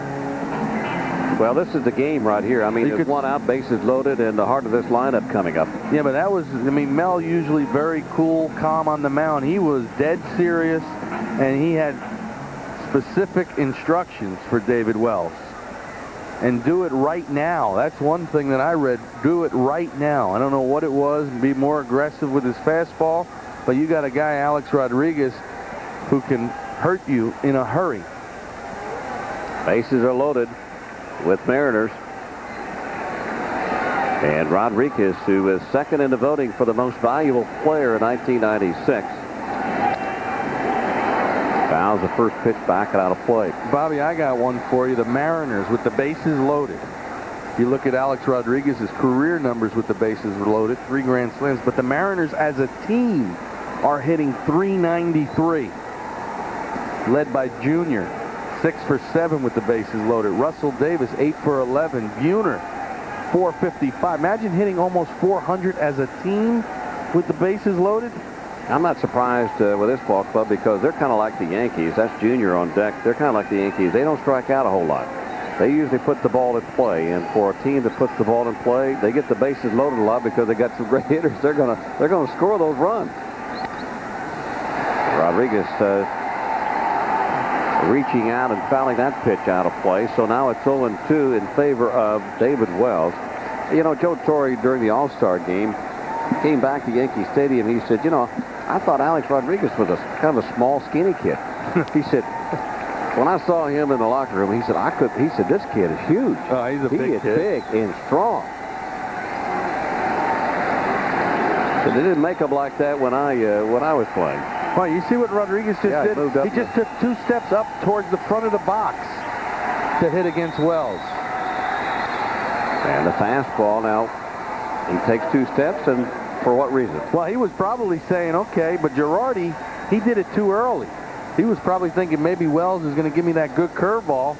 I can get it out in front. But he moved right in front of the plate, and Girardi went with the fastball.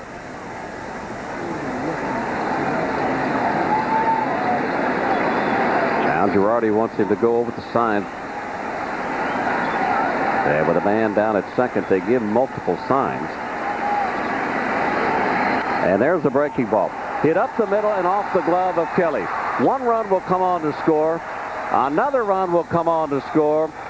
And the Mariners lead it 5-1. What could have been a double play turned into a base hit and 2 RBIs. Well, Bobby, what were we just talking about? Rodriguez moving up to the front of the box to look for the curveball. Girardi calls the breaking ball. It's hung. It's not a good breaking ball. And just like that, the Mariners have a 5-1 lead. But give Rodriguez some credit. He was playing games in that batter's box, and it paid off for him. And that's that adjustment that you talked about that hitters make all the time. And And you see a guy that's locked in as Cora moves to third with Rodriguez on at first. A guy that's locked in on throwing the breaking ball to get you out. You know, what the heck? Take a chance. Give yourself another percentage and put it in your favor. And what Rodriguez was saying, I can still hit your fastball, or I could fight off your fastball. It's your curveball that has me worried with a strikeout or a little ground ball. I'm going to force you to throw me something. He got the curveball and drove it up the middle. But that number, now they're over 400 as a team with the bases loaded. 0-1 count on Griffey with one out. Still have a man at third, and Griffey sends one deep in the left field. Post on the warning track. Home run, Ken Griffey Jr. A line shot to the opposite field. And he loves it here at Yankee Stadium. If you saw the pregame, he loves Yankee Stadium, and even though he's been in a home run slump, he comes out of it here tonight with that 3-run shot. Now it's 8-1 Mariners. Well, that home run drought was 59 at-bats for Junior, and something about Yankee Stadium. He takes it the other way off of David Wells, number 31 on the season. RBIs number 91, 2, and 3 for Junior. So now he ties Martinez for the lead in the American League in RBIs. And, you know, a hitter like Ken Griffey Jr., certainly not a good outing for David Wells. He started struggling in the third inning, and he never really got back on track after that. So a pitching change is being made here at Yankee Stadium. We'll be back right after this.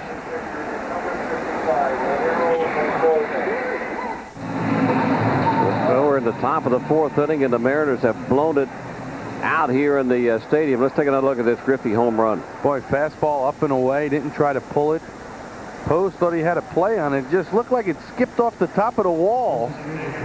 Wells' night, and he struggled, Bobby. It was a struggle for David Wells. Another look at Junior from the side. Boy, look at that. See where he made contact? Right about at his belt buckle.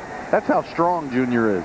But the fact that he hit it the opposite way on the line means that he did all the right things mechanically right and fundamentally right. So where he had been pulling off the ball, that may just be the swing that gets him back on track. Unfortunate for the Yankees, I guess.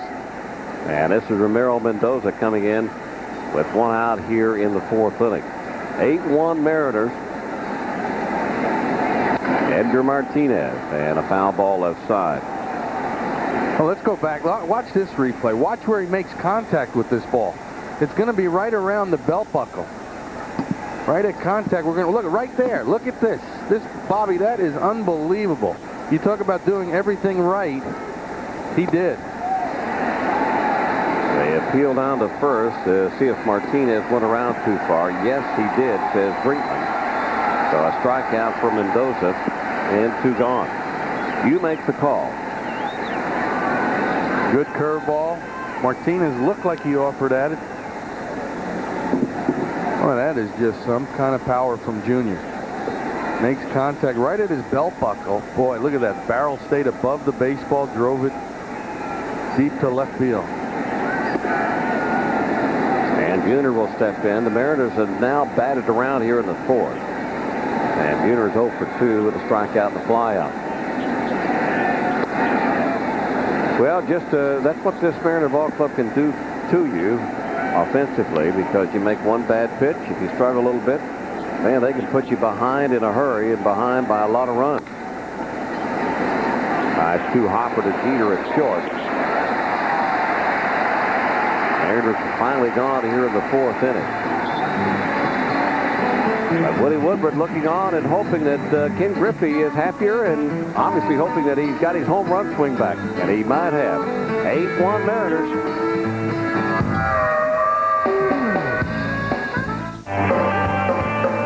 New York Yankees baseball is brought to you by your Jeep and Eagle dealer. There's only one Jeep, and it's only at your Tri-State Jeep and Eagle dealer. And by Nobody Beats the Wiz. For total home entertainment, nobody beats the Wiz, we know. And by Delta, proudly sponsored by the 62,000 professionals at Delta Airlines. So the Yankees with a lot of work to do. And it's the bottom of the fourth inning. Seattle leads it now 8-1. So Jamie Moyer facing Martinez to lead it off. And a nice one-hopper back to Moyer. One pitch, one out here in the fourth inning. Moyer through 3 innings has only thrown 50 pitches.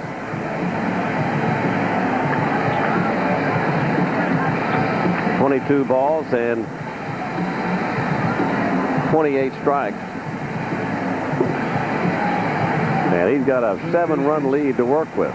So he's going to be making those guys put the ball in play. Take a little more liberties with his fastball, but still try to sink it on the outside part of the plate away from the right-hand hitters.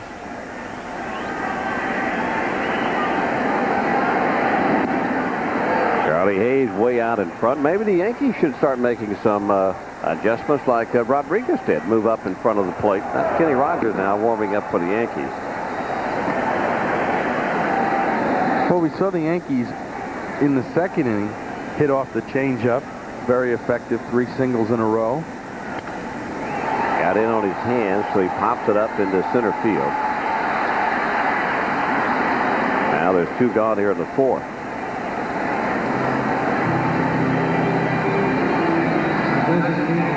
Look at Charlie Hayes coming back. And Wade Boggs up to 276, hitting over 360 as a DH in his career. That is the highest lifetime average of any hitter. Well, nothing against Wade Boggs, but I think Joe Torre would love to have a guy that can hit the ball out of the ballpark as a designated hitter. Yeah, I don't think this is long-term, Bobby. They brought up Ivan Cruz. Every intention of playing him. Boggs got hot in Chicago and he stayed in, but we're going to look at Boggs, a hot and cold zone, and Boggs handles the ball in here as good as anybody. He'll fight that ball off to left field. And he hits that one hard, knocked down by Flowers. Throws over to Moyer. And once again, it's a very easy inning for Jamie Moyer of the Seattle Mariners.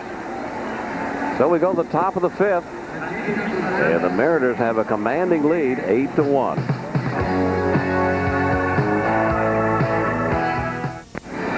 Well, back at Yankee Stadium, top of the fifth inning. Seattle 8 and the Yankees 1.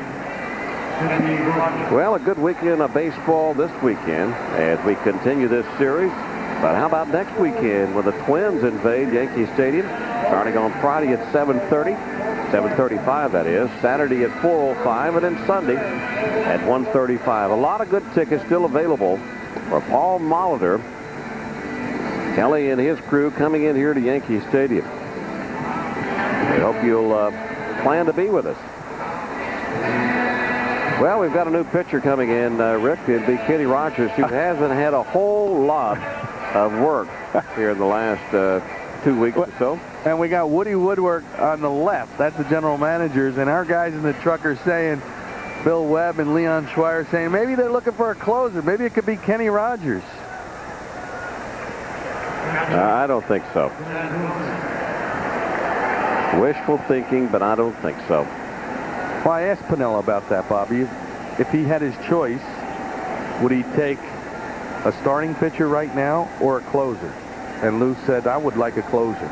He says, our rotation has done pretty good with our 3 lefties and our 2 righties in the starting rotation. And I mentioned those 3 names, and he says, anyone I can get. I think he feels pretty comfortable now with his starting staff. You know, the big unit is back. He's healthy. Fazzero's there. He's got Jamie Moyer. So those are 3 pretty good guys. They just made the trade with the Tigers, so they've got Oliveras, who will give them innings and will be a better pitcher, I think, for the Mariners because they score more runs. His bullpen, there's nobody down there that he can actually count on to be his closer, so he can't really use his setup men to get to the closer. It's just kind of bullpen by committee, and if you're pitching well, you may be the closer that night. That's Dan Wilson leading off here in the 5th inning against Rogers, grounding out to Jeter, so 1 gone. Bobby Ayala has struggled. Norm Charlton, pretty reliable closer over the years. He struggled really with his control. They also added Felipe Lira from the Tigers, and along with that. Yeah, Lira's in the bullpen, along with Bob Wells and the Texas Playboys. Bob Wells and the Texas Playboys? Yeah, Bob Wells is down there. Now, is that a country western group? This is Mike Flowers. See, now I'm not up on country music. Bob Wells and the Texas Playboys. Yep. Okay. Back in your era. Okay. The inside for a ball. That'll even count if it's 1-1. Flowers, even though he either jammed his hand or hyperextended his elbow in the first inning when he got doubled off, he is 2 for 2 with a run scored. It must not be too bad. And another ground ball to Jeter. 2 gone here to 5th. Well, it'll be interesting to see how Kenny Rogers pitches because he's only worked 1 time since June 30th. I mean, that's amazing. 1 month, he's only been on the mound 1 time. You wonder how his control would be. You look at Bob Watson. They had the trade made to Colorado Rockies. Actually, San Diego Padres. Colorado's also been mentioned interested in Kenny Rogers. Now you're talking about that Greg Vaughn trade that was rescinded by the Yankees because Vaughn did not pass the physical. So that meant that Kenny Rogers, along with Mariano Duncan, comes back to the Yankees after they had learned they'd been traded. And this is Russ Davis. I would think that would be very difficult, too. You've been traded. You know what, Duncan, I would think Rogers handled it a lot better because he really didn't want to leave. They said they never really seen the way I can pitch here for you. So it was a little different when he came back. Well, I mean, you know, just a big I'm sorry I think will help. Wouldn't that help? On the Yankees' part or Rogers' part? On the Yankees. Well, we're just kidding. I'm sorry, we were just kidding. It wasn't April 1st, though. That's true. You're But right. I would think if Kenny Rogers now, because it's after June 1st, the Yankees could only eat $1 million of his contract. You can't eat any more of the contract, or else. Oh, I know that's a lot, but Kenny Rogers is still going to make $12 million more over the next couple of seasons. That's the only reason why he's still wearing the Yankee uniform. I mean, he can pitch. Mostly everybody around baseball says if you get him out of Yankee Stadium, out of that Yankee uniform, he's going to be successful again. A good inning for Kenny Rogers as Davis strikes out. 1, 2, 3 for Kenny Rogers. Woody Woodward looking on, the GM for the Seattle Mariners, but the Yankees with a lot of catch up to do in this ball game. 8-1.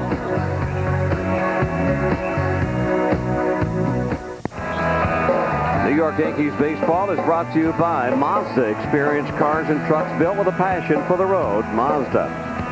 And by Budweiser Brewery. Fresh Budweiser, the official beer of Major League Baseball. All right, 8-1 the Mariners here in the bottom of the 5th as Jamie Moyer, he's just cruising. Digger Phelps has got to be extremely happy about this game so far. And leading off is Chad Curtis. 1 pitch, 1 out once again. Let's count this up. 1, 7 in a row, 8 in a row now. Put down by Jamie Moyer. Well, we just got handed a little press notice from the Yankees. The Yankees have signed free agent Pete Incaviglia to a minor league contract. He's scheduled to report to AAA Columbus, the Clippers, in Rochester Saturday. He was let go by the Orioles when they signed Geronimo Baroa from Oakland. Incaviglia, 32 years old, Bobby. Well, there's some right-handed power. Little pop. 5 home runs on the season. Gives the Yankees some protection in case they need a right-handed bat. Very experienced designated hitter. And always a threat to hit the ball out of the ballpark when he goes to the plate. 206 career home runs. So the Yankees have signed a player. 0-2 count now on Girardi. 1 out here in the 5th. Now let me ask you, did he play with Arabu on the same team in Japan? I think he played with the Marines, or spent the 95 season with the Chiba Lotta Marines. Okay. Is it Chiba or Chaba? Chiba Lotta I Marines. think it's Chiba. Yeah. I'm not sure if that's the team that yeah, Arabu. I yeah, think that is the that same is. team. So they were teammates in Japan. Good. Now they've got two interpreters here. And Girardi sends a high fly ball. Easy play for Junior. 2 gone. Well, we showed Bob Watson. He's able to watch the game, but they were able to sign Pete Incaviglia. I think that's not a bad move. You know, right now Boggs is DHing full time. Well, it's not a bad move simply because the Yankees don't have to give up anybody. If Incaviglia can get back on track again, you know, he's being paid by Baltimore, who released him. So they're not out a whole lot of money. He has power from the right side, and it gives them some protection if they need him. It's a Scott Poe. And I think we talked on it earlier in the broadcast about Raines, Strawberry, Bernie Williams. If you can get those 3 guys healthy again, you don't need to go out and get yourself a power hitter because it's already here. And Raines is close to coming back. Yeah, Raines, I played a doubleheader yesterday where he played in the field for the first time. You look at the Toyota box score, and it's been only 4 hits for the Yankees. Jamie Moyer has kept them off balance with that changeup. So that was one of the things Joe Torre mentioned about Tim Raines. He says, once I see him playing the outfield 4, 5, 6 days in a row, then we can make that decision to bring him back. So if you're looking at that, where he played the doubleheader yesterday, played DH the first game, played the outfield the second, you look 4 or 5 days down the road, well, now you got Tim Raines available to be activated. I'd have to be a little bit concerned with Tim Raines because he's had an awful lot of problems with those muscles. Popped up left side. If it stays in, Davis will make a play, and he does. So, hey, Jamie Moyer just not even breaking a sweat here in the 5th inning. So it's a third 1-2-3 inning for Moyer and the Mariners. Mariners in front 8-1.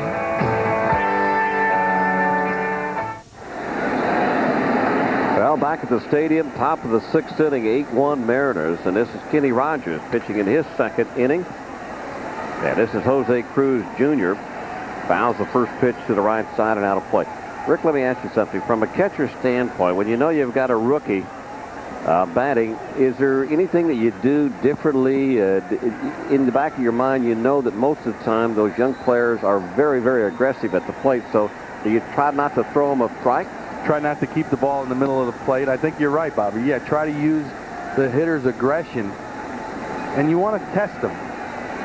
First thing you want to do to a younger player, see if he can handle the fastball, preferably inside. And then if he proves he can do that, then you go to the off-speed pitches, but try to stay out of the middle of the plate. That was in the middle of the plate, but it was sinking away. Nice play by Jeter, a 360. And 1 out here in the 6th. Boy, great range by Jeter. Had to go a long way. His momentum takes him right around 360. Michael Jordan the first. That is a nice play. And you know what? Cruz can get down the line. Nice pick by Tino at first base. And Rodriguez, knowing that Jeter turned in that great play, he's smiling, and they're great friends. They have a little bit of a competition going when they play each other here too. Oh, they really do, and it's fun to watch because they want to outdo each other. Rodriguez a little bigger, a little stronger, more power, but defensively, you might have to give Jeter the edge. Well, I'll tell you what, for baseball, to feature Derek Jeter and Alex Rodriguez and what these young men mean to baseball and how nice and how gentlemanly they are as baseball players and off the field, on the field. I'll tell you what, it does a lot. It gives baseball a shot in the arm to know that they've got those kind of young people around that's going to be here for a while. And a lot more mature than their age. When they came up to the big leagues last season, they were ready to handle the spotlight, handle the interviews, handle all the media questions. And they just kept getting better and better as the season went on. 1-2 count to Cora. Juan Kenny's got that sinker ball working. He throws out Cora, and there's 2 gone. That's amazing, his control. We look at the Nobody Beats the Wiz scoreboard. Minnesota 4-2 over Baltimore in the fourth. Anaheim wins game 1 in Boston 5-4. Game 2 tied up after 6, 5-5. Oakland, Cleveland tied up in the 8th inning. Milwaukee 6-1 over Detroit in the top of the 9th. Toronto 2-1 over Kansas City. Texas 4-3 over Chicago. You know what I was surprised to hear? Roger Clemens' name being floated around as trade rumors. Now, 2 outs and Rodriguez stepped in. Well, I mean, you know, Roger went to Toronto.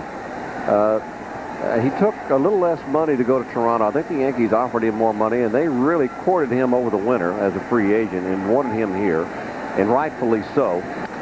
That's fouled out of play.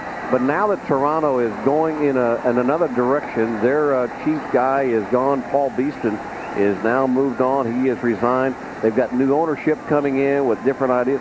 You know, hey, Bobby, who knows? The names I've heard, he's 16-3.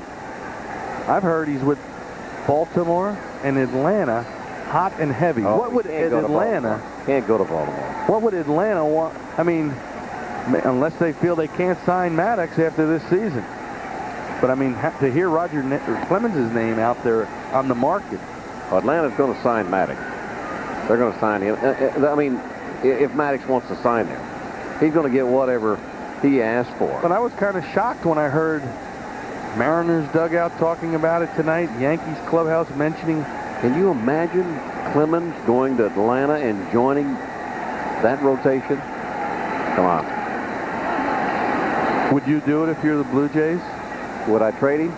To get 4 or 5 players if you're rebuilding? I certainly would. Well, then why did you sign them in the offseason? Well, I think that they thought that they had a different shot. I think they thought they were really in the ball game here in the Eastern Division and found out that they weren't. And now, you know, it seems to be crumbling up there, and they're going in another direction. So, I mean, you know, those things do change. Nobody really knew what this new ownership group was going to bring in. Yeah, but you have a proven quality there. Well, I mean, you know Clemens is going to be there. But I know that. But he's only one guy. And with Paul Beeston leaving that organization, that is a red flag. It could be.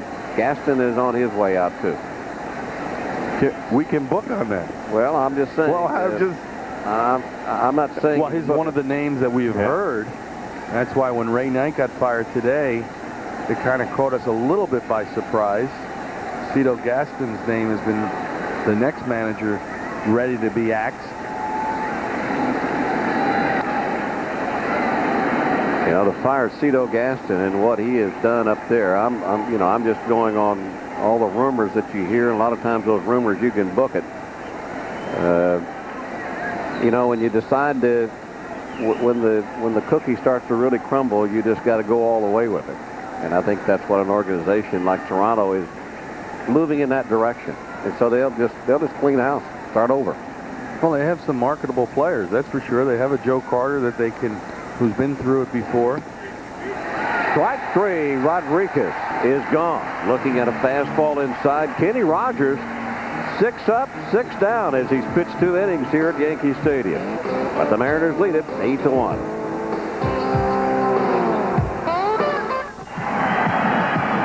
All right, back at the stadium. Nice crowd on hand. Bottom of the 6th, but Seattle leads at 8-1.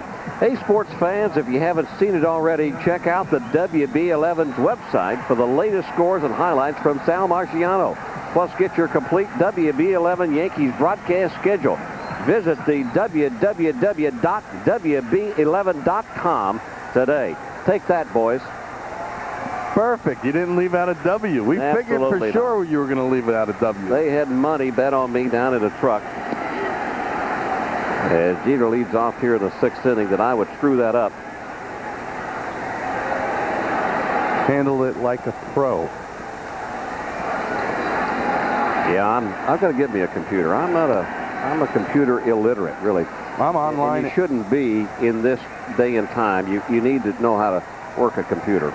I'm online. Yeah, every day, every morning. Even if I get a computer, I can get online with you and talk to you back and forth 24 hours a day. May not get a word in. I'm trying to think of what I would want to talk to you about. Maybe I can Your golf Maybe game. I can send you some no smoking literature. Uh-huh. 1-2 count on Jeter here in the 6th inning. Mariners out in front 8-1. Boy, they blew it open in the 4th inning when they scored 6. Well, you're looking at a guy on the mound right now, Jamie Moyer, that last season Woody Woodwork pulled the trigger on. Made a deal for Jamie Moyer. He went 6-2 for the Mariners, 10-3 this year, so he's 16-5 since that July 31st trade. And the deadline is there where you can make trades, where players don't have to clear waivers to be traded. Jeter goes the opposite way. Long run for Buhner. But he gets there, and there's one gone. All right, let's take a look at our Nobody Beats the Wiz scoreboard. This time in the National League, and it's Atlanta 7, Cincinnati 3. Cincinnati fired Ray Knight this afternoon, and Jack McKeon has taken over as the manager there. Florida 2-0 over St. Louis. Montreal, as Houston leads Montreal 4-2. Houston's really got a good ball club this year, too.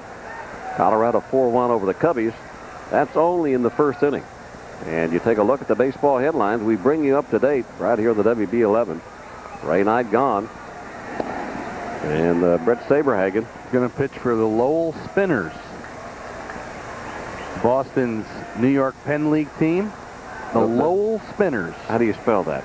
S-P-I-N-N-E-R-S. No, I mean the first one. Lowell. Lowell. L-O-W-E-L-L. Lowell, Massachusetts. Wow. I talked to Brett new one Saberhagen on me. last year. It's only about Lowell, I believe, is only 30 minutes from Boston. Pat Kelly batting with one out. Warriors falling behind 3-0 on Kelly, who is 1 for 2. Well, the Yankees need base runners. Paul O'Neill on deck. Hey, Bobby, Debbie Timon, the director of marketing here for the Yankees, passed me a little note. We want to get well wishes to a young 7-year-old that's spending time right now in New York Hospital, Dan Barden. Wicked hot, but Rodriguez takes care of it. There's 2 gone. Yeah. Danny Barden, 7 years old, from Long Island, recuperating in New York University Hospital, underwent little surgery, and he's a die-hard Yankee fan. We know he's listening there. He's recovering, and all our prayers are with him. You hate to see youngsters in pain, and if we can do anything up here to make it a little more enjoyable for you, we'll try. Right now, it's not looking good for the Yankees. 8-1, they're down to the Mariners. But if we had a way like that. Paul O'Neill lines one down the right field line. It will be a 2-out double for Paul. And his hitting streak continues now at 15. So, along with that base hit, I know Paul O'Neill, along with all of us here at the WB11, sends our wishes out to Danny. We're glad you're watching us here on the WB11, man. The game is not over with And yet. that's right, Danny. Don't give up. Don't ever give up, because right here, Paul O'Neill, 15-game hitting streak. That one's for you. Takes that breaking ball inside the first base bag, down the line for a double. So number 15 now for Paul. And that'll bring up Tino Martinez. But the Yankees behind by 7 with 2 outs here in the 6th. And if there's been one bugaboo against Jamie Moyer, he's given up 17 home runs on the season. He's kept the ball in the ballpark tonight, but the Yankees could get back in this ball game with a long ball. Well, they got the right man at the plate with 33 home runs so far. I think Moyer's got a little bit of that thought in his mind, too. He's thought that off-speed stuff, low and away. And he has gotten Martinez to ground out 2 times on that off-speed stuff. So he's got the pitch count in his favor here now, though, 2-0. We'll see what he throws. Hit hard, but right at Cora. So no harm done with that 2-out double by Paul O'Neill. Jamie Moyer is mowing down the Yankees right and left. 8-1.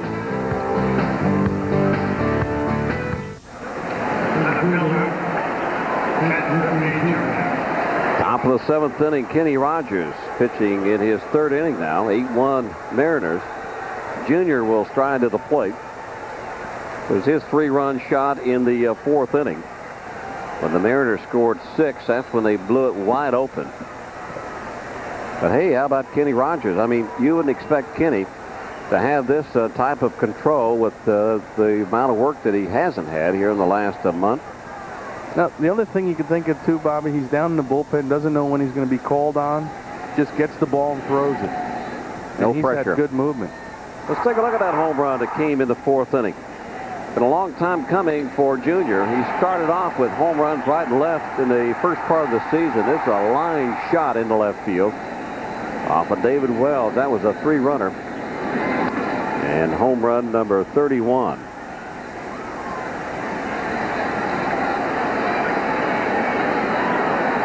"31 home runs for Junior." I still remember him as a kid, 12 years old, 11 years old, running around the Yankee clubhouse. Well, that's what you liked about Kenny. When he became the superstar that he is, he still kind of had that same attitude, that kid attitude with that smile, and really didn't take a whole lot of things that was very serious. And now he looks like that he's more serious, and he's, taking things in perspective that he thinks are knocks against him, and he just used to blow it off. Wouldn't worry him. Even after he hit the home run, he went back into the Mariner dugout. He didn't have that smile on his face like he normally does. Take a look at the Toyota box score for the Mariners. Mariners putting up another 8 runs tonight. They beat Cleveland last night 11-1. They're starting to heat up. That pitch on the outside corner on a 3-1 count. Now it's 3-2. Yeah, you would think Mariners come to town for 3 games. Got to get the big unit one time. Well, he pitched last night. The Yankees misses Randy Johnson, so that's psychologically that's got to get your spirits pretty high, I would think. Yeah, you would be feeling pretty good about yourself with the matchup tonight. Moyer against Wells. Wells coming off the complete game shutout.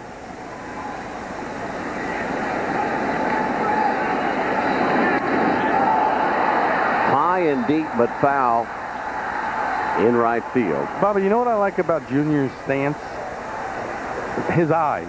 Both his eyes are focused on the baseball. Watch the head position.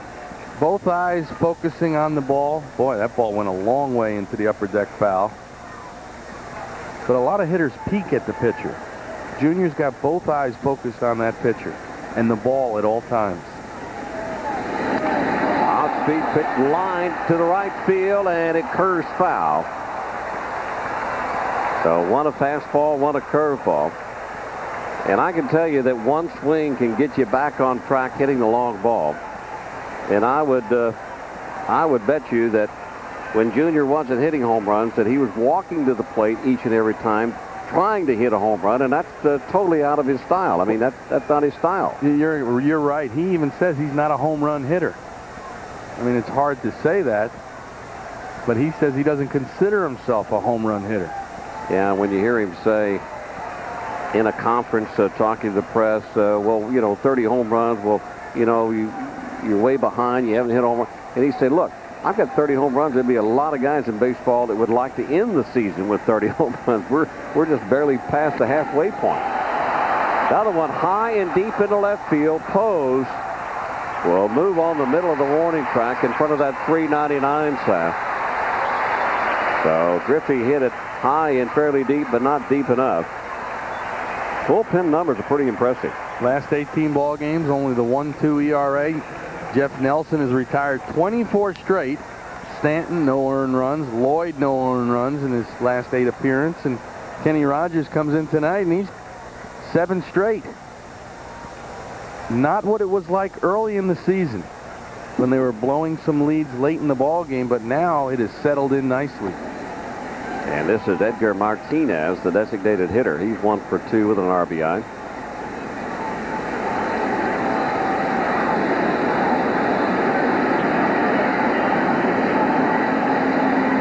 Really the only weakness that Edgar Martinez has as a hitter when you look at some of those charts that they put out that are percentage charts, when you look at the zone, he really doesn't have a weakness in his zone. The only weakness that he has is if you throw anything first pitch that's not a fastball, you usually get it over for a strike. Okay, so what you're saying, he's a dead first ball fastball hitter. He's a dead fastball there. They're all looking for the fastball there. So if you can throw fastball first, if you can throw anything but a fastball first and second pitch over for a call strike, normally you'll have them in the hole. Okay. So you always wanted to be a catcher? No, I just, you know, I mean, everybody has a zone that you can in other throw words, in. you say you can pitch a guy up and in, down and away. Right. Well, Edgar Martinez can handle both those areas. And there he goes to right field. And another base hit for Martinez. Now, see, Bobby, he just did something I never did. I played almost 17 years. Never did it in my entire career. He was ahead in the count 3-1. Normally, that's a good pull count. I always pulled the ball in that situation. 3-1, he just says, I'm going to take this fastball the other way. I never got a base hit when I was ahead in the count 2-0 or 3-1 the opposite way in my entire Major League career. You got to be kidding. That I know for a fact. Well, that's probably a record. I never even thought about hitting the ball the other way. I always looked for the fastball, and I wanted to get the bat head out to pull. That's why I was a 240 hitter. Edgar's a lifetime 315 hitter. To do that, I mean, that is just like eliminating your ego and saying, okay, I'm going to take the best shot I can to get a base hit. Edgar says Kenny Rogers on the mound. He's going to sink it away. I'll take him to right field. High fly ball, right field. No harm. O'Neill settles under it. 2 gone. Well, with those numbers, what you just told me about in your career, I can't even believe I'm still your friend. Knowing what I know about baseball and knowing what you just told me. I never, ever hit a ball the other way in a 2-0 count or a 3-1 count. Well, ever. I wish you hadn't told me that. I ruined your day. I've got another. Well, I know you too, though. I know you too. When you got a 2-0 count or a 3-1 fastball, you were looking to get the bat head out. I'm going to hit a home run. I'm looking to put some wood on the ball. See, I'm not going to get cheated. This is Dan Wilson. You know, I'm getting cheated now, but I wasn't going to. Just before Dan Wilson hit that huge home run in the upper deck, we were mentioning Lou Piniella's first thing he did when he left Cincinnati and took the manager's job at Seattle, brought Dan Wilson over. Liked what he saw, the way he called the game, and he has improved so much as a hitter. 1-1 count.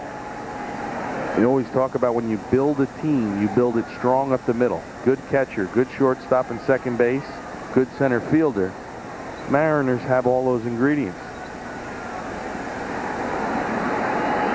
2 outs here in the 7th. Mariners lead at 8-1. Rogers pitching in his 3rd inning. It was David Wells who started for the Yankees tonight, but Lou Piniella's Bombers, they knocked him out in the 4th. Out in front was Wilson, but a fly ball to left field, and Poe snags it. And Kenny Rogers has been impressive through 3 innings of pitching, but unfortunately the Yankees behind by 7.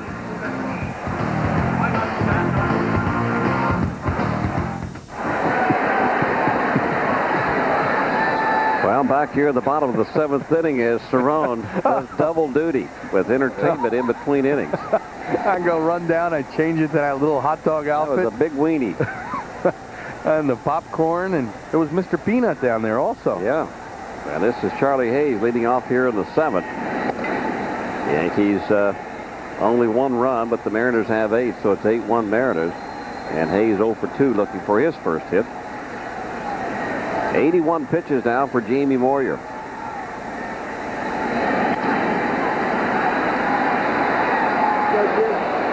And 1 gone here in the 7th. Boy, when Moyer is on, your right-handed bats will do that so many times. Ground ball, because he gets you way out in front. Remember we were talking in the first part of the game After the game is over with, you got an 0 for 4, and you wonder how in the world it ever happened. Well, actually, you got to give a little credit to Moyer. Because, absolutely. Yeah, what he does, he takes a little off, adds a little on, makes you aware inside, but he never throws a strike inside to you. 12 ground ball outs now for Jamie Moyer. Boggs is 1 for 2. He has scored the only run for the Yankees tonight. And it's a 2-0 count now on Boggs. Toyota box score. Not a whole lot for the Yankees. Only 5 hits. 1 extra base hit. That was Paul O'Neill's hit in the 6th inning.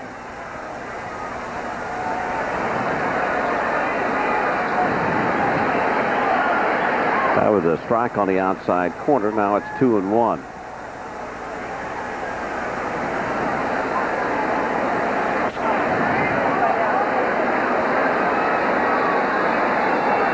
It just goes to show you, Bobby, you don't have to throw 95 plus to get major league hitters out. Change speeds, move the fastball around, keep the ball down in the strike zone with good movement, you get hitters out. If you don't have to do that, why in the world are they drafting all these kids that throw at 100 miles an hour and are 6'10"? They hope they are impressed by velocity. But yet velocity doesn't get you out, it's movement and location. Well, it's throwing strikes. I mean, you got to throw strikes. 3-1 to count to Boggs. And Moyer threw a strike and took a little bit off. Look at Moyer. He's all the way over to the Yankee dugout. Well, he's only thrown about 84 pitches. I mean, he's not even tired. Yeah, that's the toughest he's had to work all night. Yeah. That little sprint from... He's frisky. I mean, he's like, this is like the first inning. He's just now getting loose. Well, he is over. He is very aggressive on that pop-up.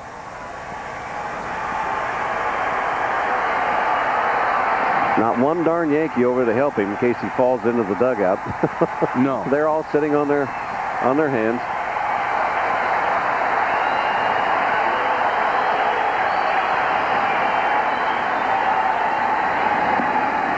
Down low, ball 4. Well, we thought it was a good crowd tonight, and we have the official number now. 46,282 on hand to watch this Friday night first game between the Mariners and the Yankees, first of a 3-game series. When you talk about all-stars, we've got plenty of all-stars in this contest, along with the Mariners and the Yankees. Mariners had 5 all-stars on the team this year. Yankees with 3. And Chad Curtis. Opposite way, Blowers will force Boggs at second. So 2 outs now here in the 7th. Let's see, it was, may have been, this is Martinez, O'Neill, Bernie, and Mariano Rivera. That's 4. That's right. You're right. Yeah. And David Cone, that's David 5. Cone. There was 5 Yankees, 5 and 5, so 10 all-stars. You know, but I was almost running out of fingers, so that's what I knew, you know. 10 all-stars. And you would expect that from 2 teams battling for a division title. Yankees World Series winners in '96, and what about that series they had in '95, Yankee Mariners? Yeah, 1995. Yeah. I think that's what started this whole thing. It's turned into really a rivalry now between the Mariners and the Yankees. That's Felipe Lera, newly acquired by the Mariners from the Tigers. See Matt Sinatra down there, old teammate of mine, bullpen coach, and the old signal, the hat comes off to let Piniella know that Lera's ready. Well, even though they have all the latest technology with telephone lines and all that, they still use some of the old baseball signals to get the point across from about, I'd say, what is that, about a 9-iron away for some of us. Of course, Lou not really paying a whole lot of attention now with that 8-1 lead. Loose and relaxed, so it looks like Mark Whitten coming on deck to maybe hit for Scott Poe. And the 0-2 count inside. Now it's 1-2 on Girardi. Girardi 1 for 2 with a RBI back in the 2nd.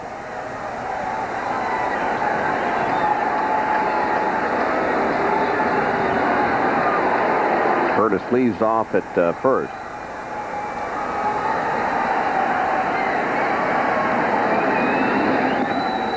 Swing and a miss, strike 3. Girardi chases a high pitch out of the strike zone, so Moyer continues to breeze right along. We're going to go to the top of the 8th, and the Mariners have that 8-1 lead.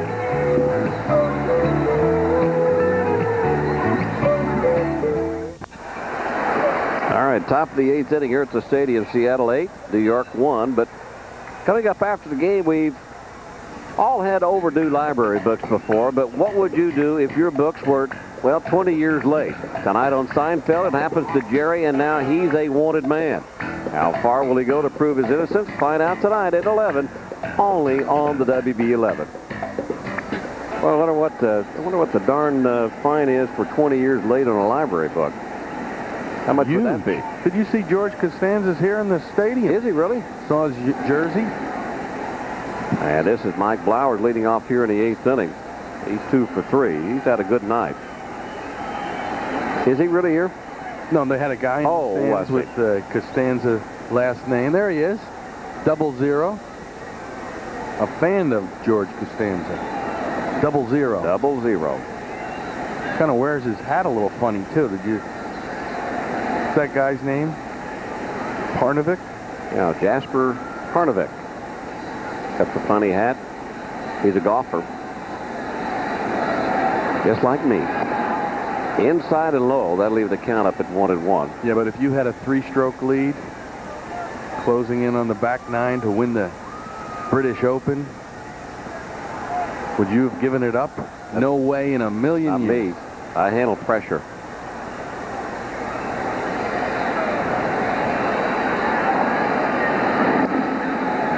Hey, it was funny today with you and Piniella in Lou's office. Some old stories. It was funny. Had some good times with Piniella. Oh, yeah. Well, Lou got a lot of his training from the late Billy Martin, and his style of managing is almost parallel the way Billy manages. 2 balls, 2 strikes down to Blowers. Like Billy, you know, Lou expects a lot from his players, especially from the pitching staff. And if the pitcher can't get the job done, you know, it's like, hey, Woody Woodward, get him out of here and bring me a fresh arm.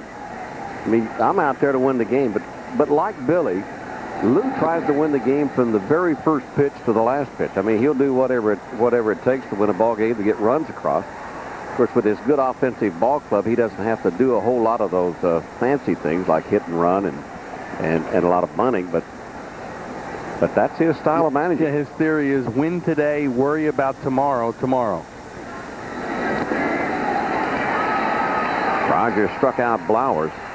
I'll tell you one of the big things that Piniella has. The players respect Lou Piniella. We'll take one more look at this strikeout. And it looks like Blowers' hand is bothering him. Watch how he finishes here. That's that hand, that bottom hand that he hurt diving back on that double play. What I was going to say about Lou and his players respect him, but they also have a little bit of a fear of Lou.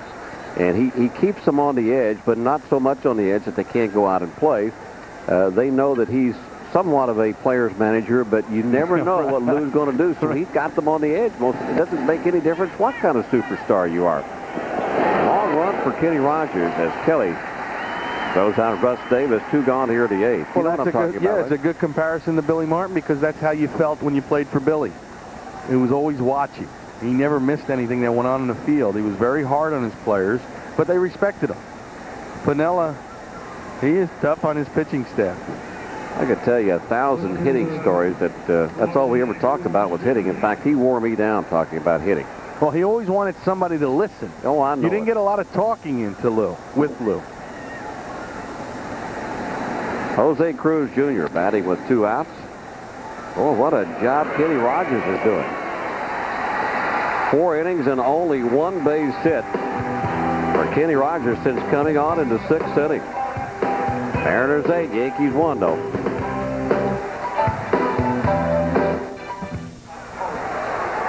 Bottom of the 8th inning. Mariners in front 8-1. Paul Sorrento now has gone in to play first base. So Blowers, when he jammed that either the hand or the elbow, he's finally left the ball game. And the Yankees will try to get on track here in the 8th inning as Scott Pose leads it off. Pose, Jeter, and Kelly, the scheduled 3.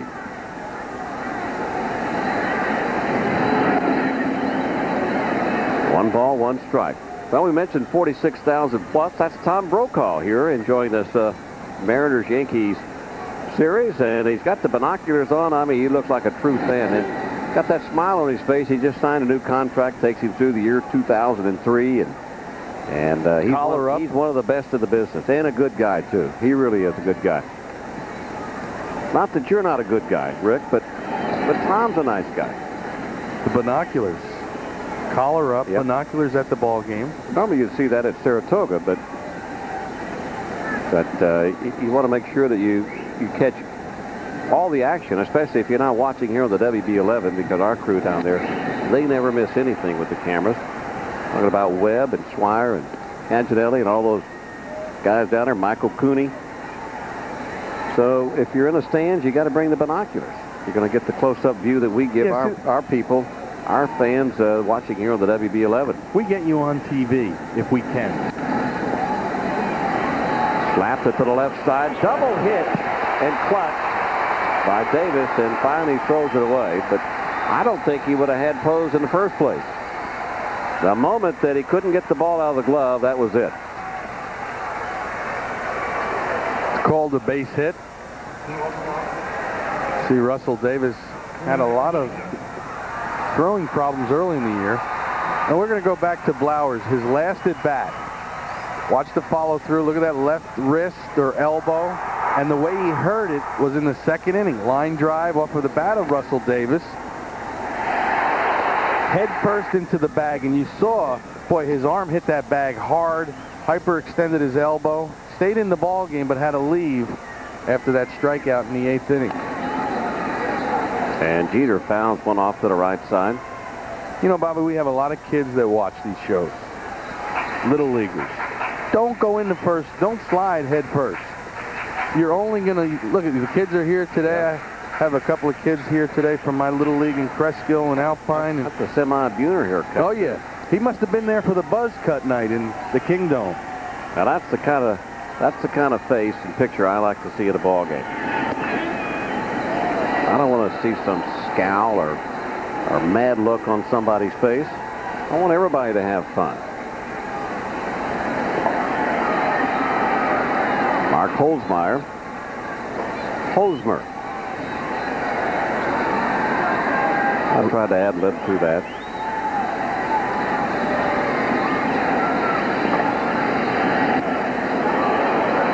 Jamie Moyer's trying to do something he has not done since 1993. And that's pitch a complete game in the big leagues. 17 starts this season, no complete games. Like I said, not since 93 has he completed what he started.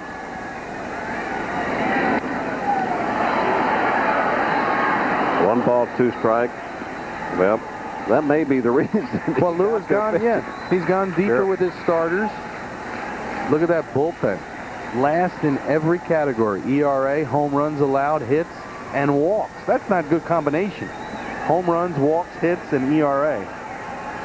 When you're trying to protect the lead.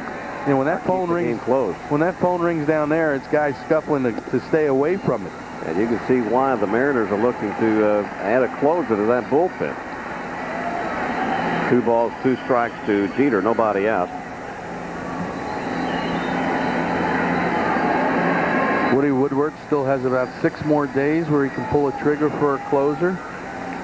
The names most mentioned, Batalika from Phillies and Timlin and Roberto Hernandez. Got in on the hands with the high fly ball to center. 1 gone. Well, let's take a look at the game summary brought to you by your Tri-State Jeep and Eagle dealer. And it's mostly all Mariners, but Girardi got the Yankees started in the 2nd with an RBI single. And here comes the Mariners. Rodriguez, Martinez, Wilson with a solo home run, his 8th of the year. Rodriguez with a 2 RBI single in the 4th. And then Griffey capped it off but that big 3-run shot the opposite way. So Griffey continues his good hitting here at Yankee Stadium.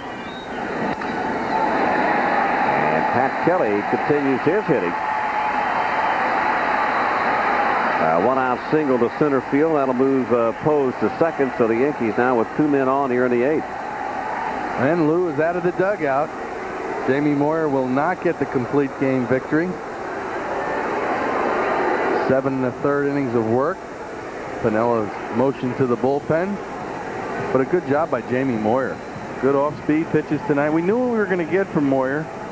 Change-ups, sinking fastball, show you an occasional fastball in. He did a great job. He certainly did, and not even breaking a sweat hardly, as he leaves with 1 out here in the 8th inning with 2 men on for the Yanks. So we're going to go to the Mariner bullpen. That could be something to wait for. We'll be back.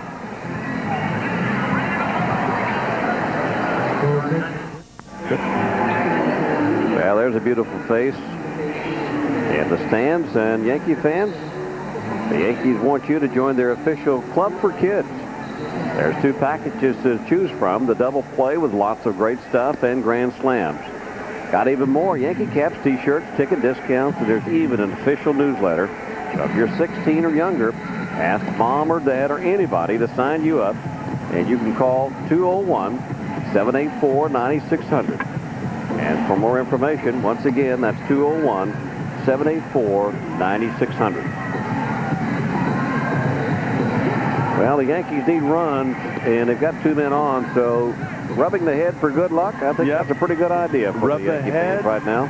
Little rally caps, and hopefully they can get some runs off of Mark Holzheimer, lefty they've acquired from the Anaheim Angels. Well, actually, they acquired him last year, so we can say it was the California Angels last season. Yeah, actually was signed as a minor league free agent. How about that? A lot of kids on hand here. 46,000 plus. And they're having a ball. Even though the Yankees are behind 8-1, there is still time left as Paul O'Neill steps in against Mark Holzheimer. Strike 1 to O'Neill. And you see the arm angle, Bobby. A little low 3/4 from Holzheimer makes it a little tougher for Paul O'Neill to see the ball. And that's the biggest thing. A hitter wants to pick it up as quick as possible so he can recognize what pitch it's going to be, the breaking ball or the fastball. That's outside for a ball. Minnesota leading Baltimore 5-2. That's in the 7th inning now. Real quick arm. Good leg, and then like a whang. That arm just comes right through the pitching area. Like a what? A whang. I hated that when I was left-handed batter. Yeah, you like to see the ball. Now right? it's 2-1. You like to see the baseball as soon as possible. You like those pitchers that showed you the ball, separated it from their glove, showed it to you, and now you can recognize what type of pitch it is. Well, Tino's hoping that he can get up there with the bases loaded.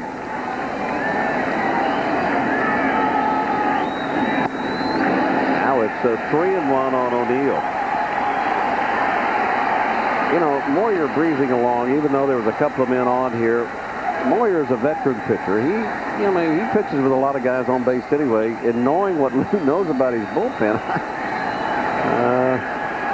he didn't throw a whole lot of pitches. So a 5-4. No, late call by Kaiser, and it's a 3-2 count. And the crowd lets them hear about it too. Very borderline. 2 ways. Well, nice framing job by Wilson. Yeah, too. nice job of catching it, but it was high and away. Usually when it's borderline 2 ways, an umpire will call it a ball. It was called a strike, and it's a 3-2 count on O'Neill. Foul away. We showed the graphic earlier on O'Neill. 427 hitter with runners in scoring position for the season as you look at the Nobody Beats the Wiz scoreboard. Minnesota over the Orioles, 5-2 in the 7th. 427, Bobby, in these situations throughout the season. Not this time. Holzheimer strikes out O'Neill. And he's having a few words with Ken Kaiser. See, now, Kaiser needs to walk away from this. He's going to walk over there and just make sure that he heard Paul right. Didn't want to misinterpret any word. Another good fastball from Holzheimer. Moving fastball down and in. Well, O'Neill thought that the 3-2 pitch was outside and high. I mean, the 3-1 pitch that made it 3-2, and Kaiser called it a strike. Eventually, Holzheimer came back to strike him out. This will bring up Tino.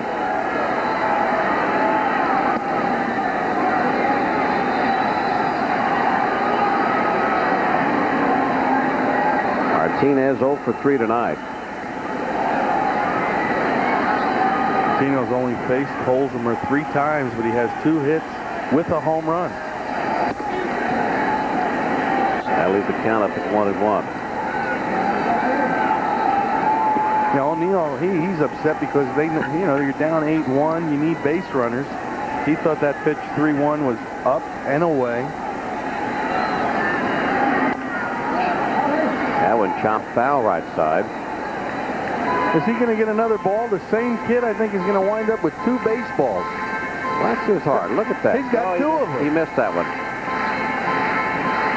Oh, okay. Yeah, he missed that one. He almost had it. He told his dad. Look, his dad booted it. Oh, Dad, man. come on. And look, it bounces behind him. Go get it. I mean, how about that? You go to a game, you get 2 baseballs. Yeah. Severe jam shot.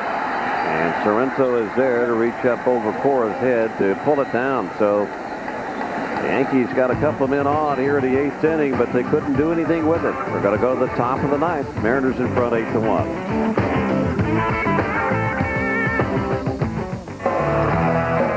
New York Yankees baseball is sponsored by Toyota and your local Toyota dealer. Toyota, I love what you do for me. And by Shell, moving at the speed of life. And by the new Dodge, it's about change. And by Domino's Pizza. Call now to try our new Pesto Pizza. And by your Tri-State GMC dealers. And it's the top of the 9th inning, 8-1 Mariners as Joey Cora leads it off. Cora is 1 for 3 with 2 runs scored. He's got a walk mixed in there. So Kenny Rogers now pitching into his 4th inning. Kenny came on. In fact, that would be his 5th inning. Kenny came on in the 5th inning. And we love the WB11. We certainly do. So we've got a lot of fans here, too. I don't see any Rick Cerrone signs, but we've got some WB11 signs out here. See the little ad of the GMC dealers comfortably in command? Yeah. Well, they were out here before the ball game. They had a little camp, clinic for the kids. Well, they did. Yeah. They have it every year. Did you do it? Oh, there's a Rick Cerrone sign. Wait a minute. It's blank. Wait a minute. Let me just say, Rick. It's a blank sign. There we go. It's a blank sign. Now that the people from GMC trucks and dealers around the tri-state area were able to bring their families and kids here. Well, Jeter had been busy since Kenny Rogers came into the game back in the 5th inning. Boy, Rogers has only allowed 1 base hit, and that was to Edgar Martinez on that 3-1 fastball he took the other way. He's been in control. That's been 5 putouts by Jeter at short. 1 out here tonight. That'll bring up Alex Rodriguez. This game's moving right along. This maybe get a chance to go down to Pino's after the game. Have a little bite to eat, a quick bite to eat. Pino's Italian food. 35. I love Italian food. 34th Street. It's a great place. Jerry Cassell. You know, Jerry is old Boston Red Sox pitcher. That's his place. And you talk about Lou and I talking about war stories. I mean, he can tell some war stories. Jerry Cassell. Yep. Big right-handed pitcher, threw the ball about 78 miles an hour. Now, when you go to an Italian restaurant, what do you usually have? Well, I'll have some veal, some roasted peppers, right? and mozzarella with some garlic on top. And then I'll have some. Yeah, it's not mozzarella. What is it? It's mozzarella. That's what I said. Well, you said it a little differently. Go ahead. I want to hear. That's your appetizer.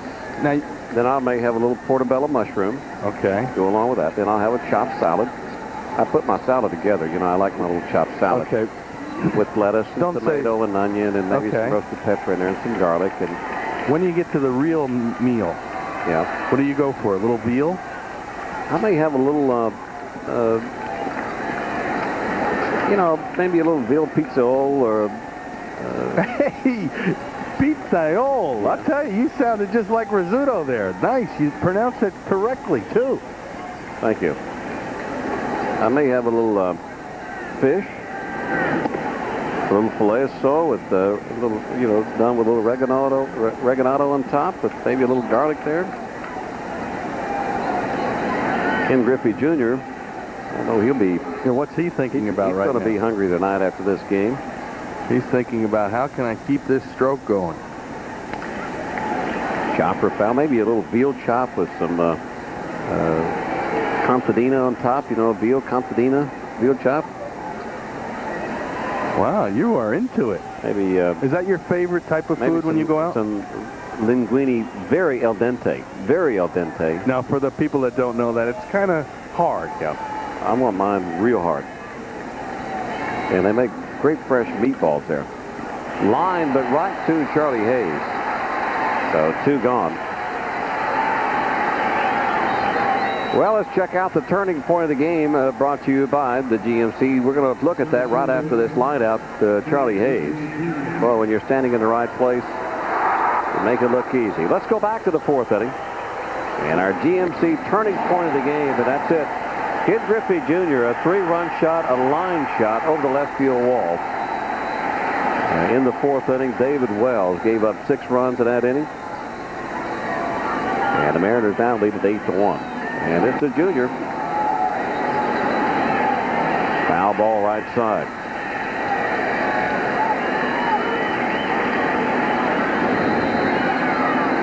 A lot of Griffey fans all around the country.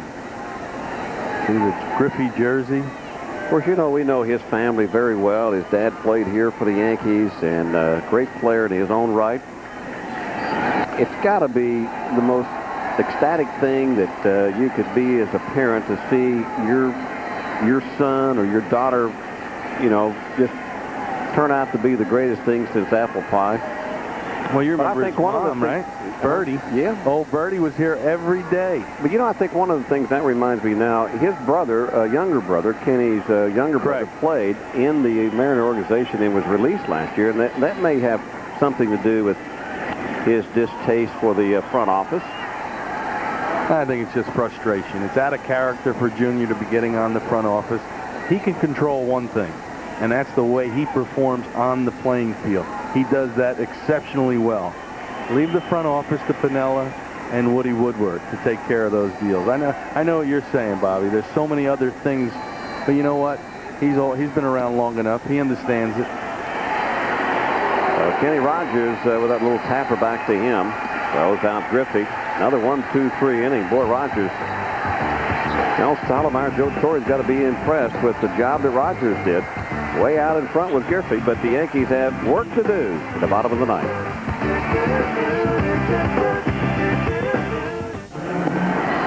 Well, we're going to look at our monitor and back in the 9th inning as the Mariners in front 8-1, and we've got a new pitcher, Rick Cerrone. It's Norm Charlton with a new, what you call a new haircut, too. Yeah, he's got a buzz cut, a Jay Buhner cut, and he's trying to change his luck. 2-7 on the season, almost an 8 ERA.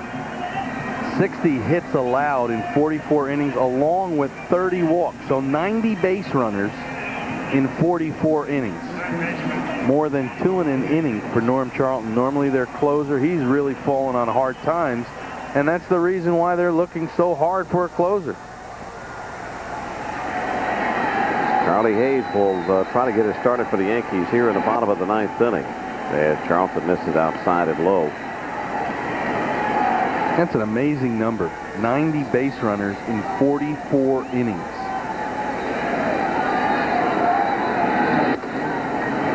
Now he's fallen behind 2-0, so I suspect that Charlie will be taking this 2-0 pitch. Yankees need base runners.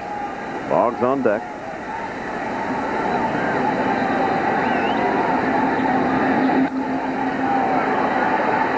Orlando, 2 balls and a strike.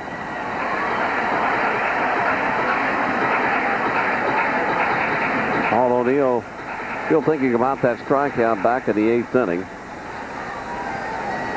And after the Mariners scored 6 runs in the 4th inning, it has not been pretty.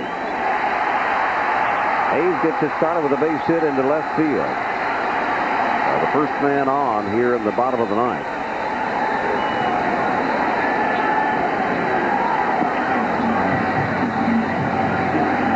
Nobody beats the Wiz scoreboard. 5-2 Minnesota, Baltimore in the 8th inning. Anaheim 5-4 final in game 1 of a doubleheader. And it's Anaheim 8 now. The 5. That's in the 9th inning, game 2. Oakland 2-1 over Cleveland. Milwaukee 6-1 over Detroit. That's a final. Toronto 2-1 over Kansas City. And Texas leading Chicago now 8-5. That in the 8th inning. And the Yankees behind by 7 here with 1 on, nobody out in the 9th inning. It's 8-1 Mariners.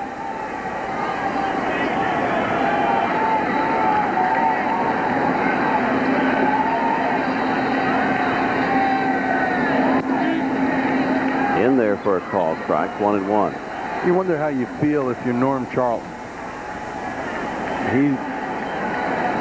You're reading every day. You're hearing it. They're going after a closer. Woody Woodward, this is what we need. I know he hasn't done the job, but that's got to be tough to handle mentally. Back up the middle and past Cora into center field.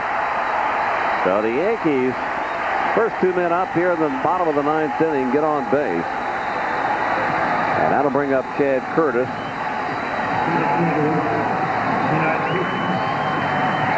Another base hit just out of the reach of Joey Cora for Boggs. 2 for 3 on the evening. He just continues to hit in the DH role. Cora is one of those guys, he likes to get dirty. He's pretty intense at second base. I mean, look at, he's had a good day with the uniform. It's all dirty. Big double he had in the 3rd inning. And Curtis likes to get dirty, too. He's 1 for 3. First time he's faced Charlton. Inside and low for a ball. So even though it's 8-1, Charlton having a little bit of problem here in the 9th inning. Well, Charlton's best pitch is his forkball. He used to get ahead of you with the fastball and then go to that forkball for the strikeout. Seems like he's falling behind. He's got to use more fastballs. And that was a fastball on the inside corner. Now it's 1-1.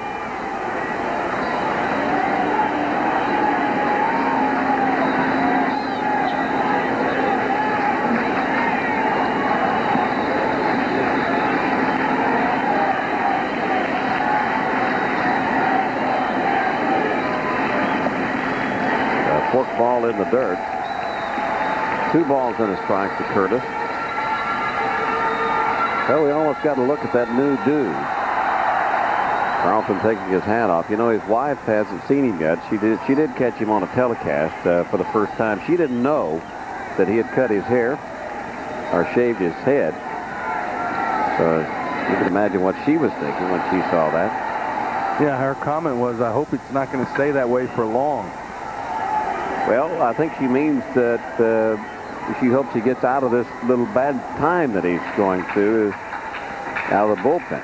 Well, she was actually thinking about his hair. She wants him to grow back the hair. Look at Buhner and Charlton. Yeah, they're 2 good friends, too. Hey, they look alike. Yep. We got the Bash brothers coming in. Those 2 guys could be the Nasty Boys. Swing and a miss, strike 3. Pitch out of the strike zone, so Curtis is gone. 1 out here in the 9th.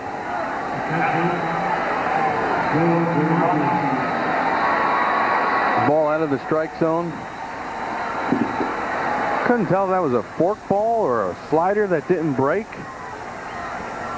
Sometimes that happens. You throw a slider and it just never breaks, and if you're Curtis, you're looking for it down and in and never gets there. So Girardi will step in now.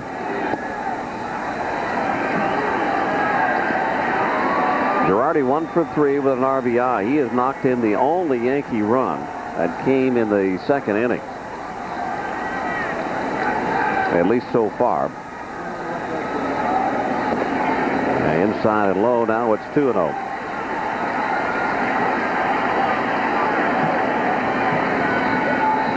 On deck is Mark Whitney. He was out there once before.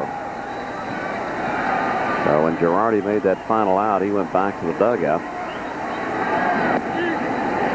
2-0 pitch in there for a call strike. Now it's 2-1. Well, the Yankees, as Lou Piniella looks on, I'm sure he had this on his mind, but the Yankees starting pitching. Their ERA 3.74. That ranks first in the American League, but they've made shambles of that tonight with this 8-1 lead. Well, this lineup could do that to you, Bobby. They did score 11 runs last night. They got in late, didn't get to their hotel till about 3 o'clock this morning from Cleveland. And they bounced back and score 8 more tonight. 3-1 pitch in there, 3-2. And if you look at the only run the Yankees have scored, Moyer should have been out of that second inning with no runs because it was a little pop-up that got lost by Rodriguez in the lights. Then the Yankees tied together 2 more hits. Jam shot, and Sorrento will let it fall. Well, I don't think he I think he forgot about the runners on base. He could have turned around and maybe thrown down to second base and thrown Boggs out. Well, Boggs was holding because it was a jam shot. Yeah, it was a pop fly up to first base. See, he doesn't know. Boggs doesn't know if he's going to catch it on the fly. And then now he realizes Boggs didn't start until late. Well, that ball was nowhere near Sorrento. Boggs should have been able to read that. Yeah. Well, Mark Whitten will bat for the first time since his problem in Milwaukee. A little bit of reaction from the fans here, so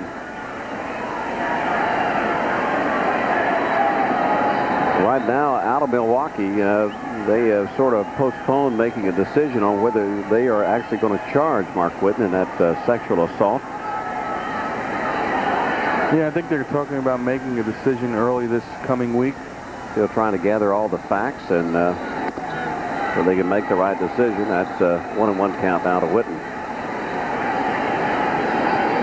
No matter what.